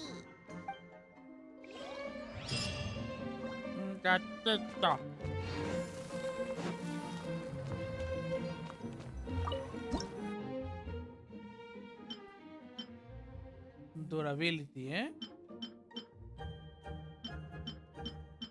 Aesthetics. Comfiness.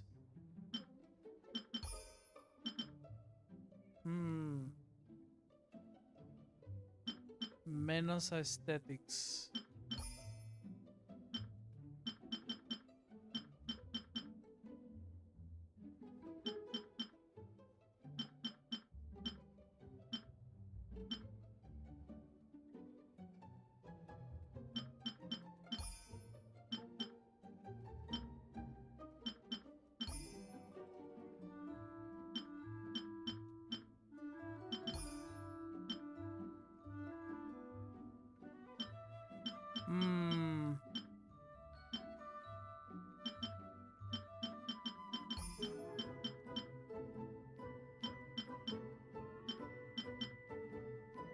Damn it!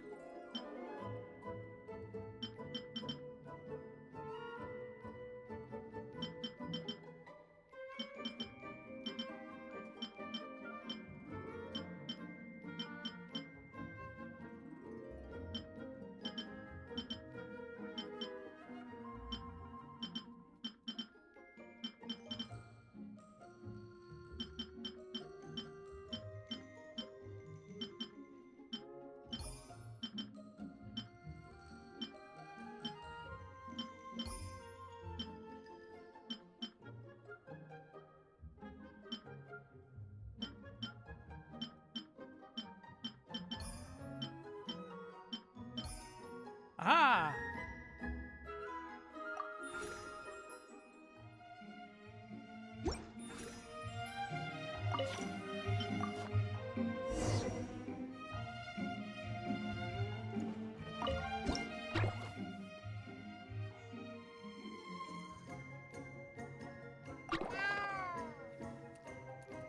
No le gusta el pecho.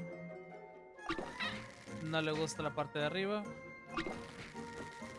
Y peló gallo. Patas.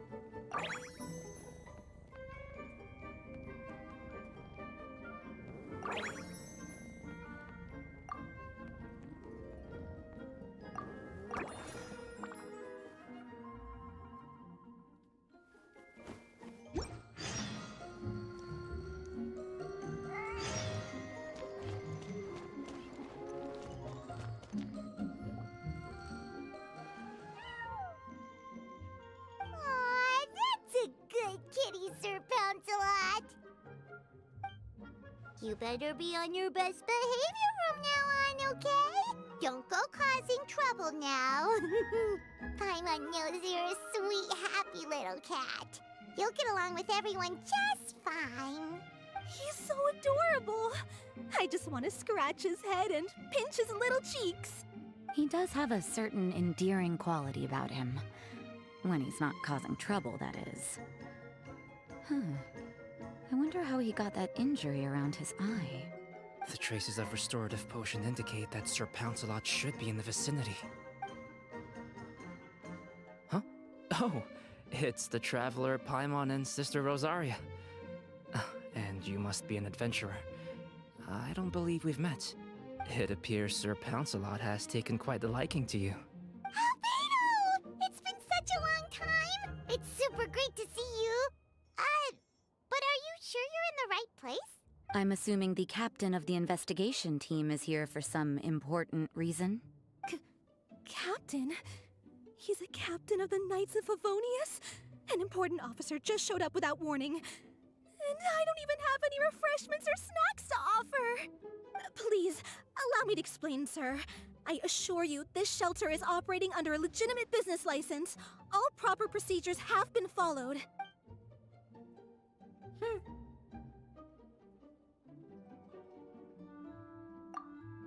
There's no need to worry.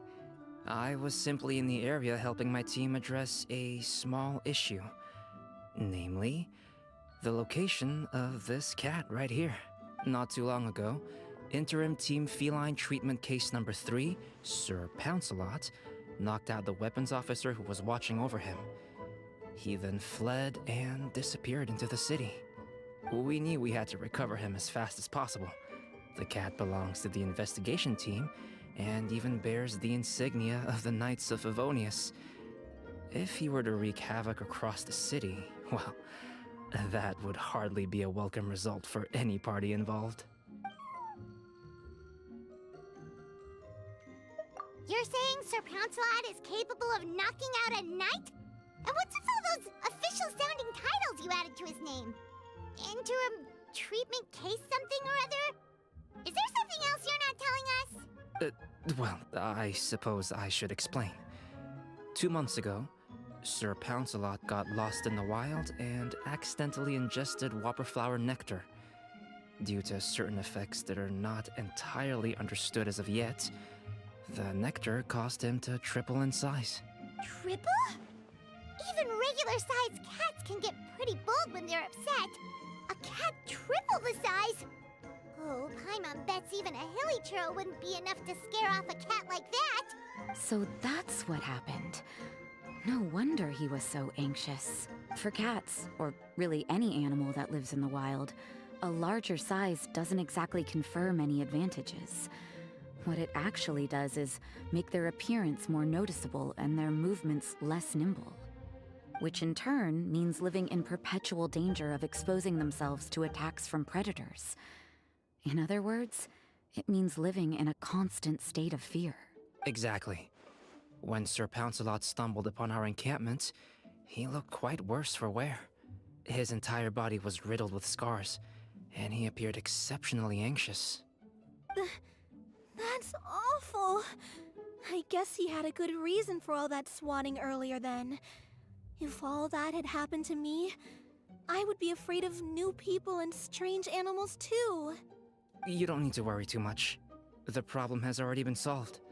I administered a restorative potion to eliminate the alchemical effects of the whopperflower nectar and help him return to a normal size. Although he still might appear a bit larger than the average cat, his current size, at least, should pose no more threat to his quality of life. While in our care, various knights have been taking turns watching over him. In light of his feisty demeanor, Klee decided to call him Sir Pouncelot. We all thought it was quite fitting. We even made him that little scarf as a testament to his time among our ranks. Whoa! Klee and Paimon were totally on the same wavelength with this one! We thought of the exact same name! Great minds really do think alike! Sir Pouncelot's extreme level of anxiety and caution around people may be a result of residual trauma from the time of his transformation. You could say he was less than friendly towards the weapons and signals officers on our team. Klee wasn't around that much to entertain him either. However, it appears Sir Pouncelot has taken quite the liking to you. The knights on my team would never have imagined that he could warm up to people like this. Well, they are our dear cat saviors after all. The famed honorary knight and Paimon the cat whisperer. No matter how feisty or frightening the cat, after a few minutes with the traveler and Paimon, they'll be as sweet as can be. If that's the case, then I have a question for you both. Wait, really? But doesn't he belong to your team? Well, we did take him in, but it was simply out of necessity. We were always planning to find him a permanent home after his condition became more stable. The investigation team is no place for a pet. We are a combat unit after all. Any knight he got close to would have to go on assignment eventually. It's hardly appropriate to just leave him at camp, and bringing him on our missions would only frighten him further. All good points. He's been through quite the ordeal already. For a creature like that, it's best to keep him away from potential triggers. That way he can slowly recover in peace. We could set up a nice cozy little home for him in the Serenity Pot. It has everything he could want, and most importantly, no monsters. Thank you so much, Albedo! Oh, no need to thank me. If you find yourselves with some time on your hands, maybe you can bring him by the encampment sometime. I'm sure my fellow knights would love a chance to see his calmer side. That was so touching! I can't believe I got to witness such a special moment! I do believe this counts as the Furball Fortress's first successful adoption. Hey, my veil is not a handkerchief. It appears you enjoy interacting with small animals, Sister Rosaria. I must admit, I find that a bit surprising. Paimon can also sense that you're an animal lover, Rosaria. You definitely have a way with cats. You just haven't realized it yet. After all, it's not a side of you that comes out very often. Snowball warmed up to you right from the start, and you were the one that helped Sir Pouncelot calm down back there. Oh, I didn't really do anything though. I was just there. Ah, I've got it! I've learned so many useful tips from our dear cat saviors recently. I've decided to extend the shelter's trial period for a bit in order to go over what I've learned. With some effort, I hope I can be a cat whisperer too one day. For now, though, I'll settle for cat whisperer in training. When I open for good, what do you say we run the shelter together, Miss Rosaria? With the two of us, we could rescue every stray in Mondstadt. The sister and the whisperer working together. Almost sounds like it was meant to be. Oh, well, this errand hasn't proved to be too troublesome. It's light on work and stress. I suppose I wouldn't be opposed to your suggestion. I don't know much about rescuing stray animals, but this seems to be quite the milestone. Allow me to offer my congratulations. If my fellow knights run into any strays, I'll be sure to tell them to send them your way. Thank you, thank you, thank you! I really can't thank you all enough for your support. Don't worry, there's a generous reward in store for each and every one of you. The trial phase of the Furball Fortress could not have been more successful. When we open for good, you all simply must come to the opening ceremony. We'll cut the ribbon together. Now that's what Paimon calls a successful commission. Rewarding in more ways than one. Mora, a sense of accomplishment, and of course, our special friend Sir Pouncelot! Talk about a win-win-win! Paimon can't wait for the Furball Fortress to open for good! ¡A huevo! Ya tengo el Sir Pausalot.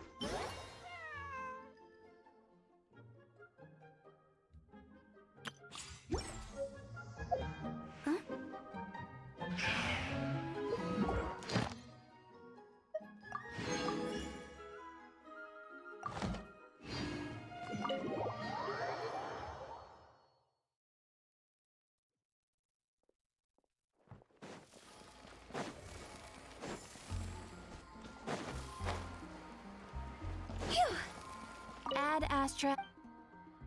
Thank you for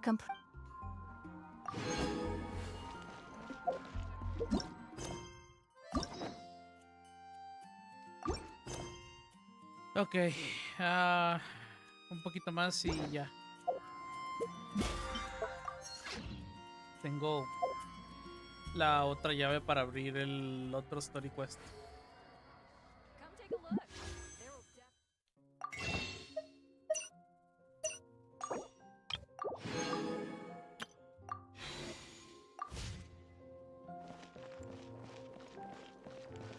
Ok, son 60, 120, 180 más todo lo de aquí, que vienen siendo 60 por cada uno. Entonces son 180, 240, 300, 360, 420, 480, 500. Au, 540. Entonces, si son 540,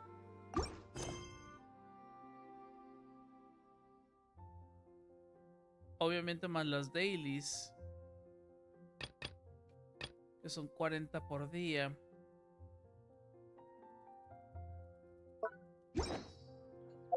Silly churl, Billy churl, silly Billy, hilly churl. Alcanzo a juntar como unos 15 pulls, incluidos los 7 que ya tengo aquí. O sea que puedo conseguir otros 8 más antes de la siguiente actualización, más lo que consiga de la siguiente update. Pues qué chido. Para empezar a sacar al Knave. Go! With the wind.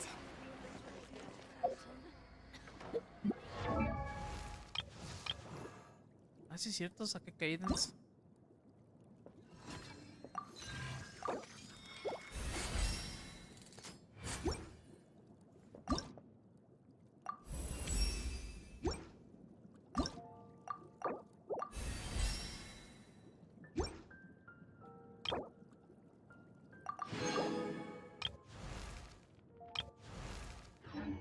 When the sun's out, bathe.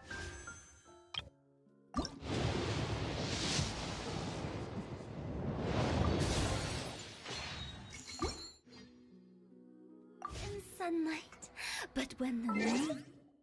Ya estuvo bueno, güey, no manches, ya son las 3 de la mañana. Vámonos a la fregada. Ya es tarde, ya es noche. Ya quiero dormir, honestamente.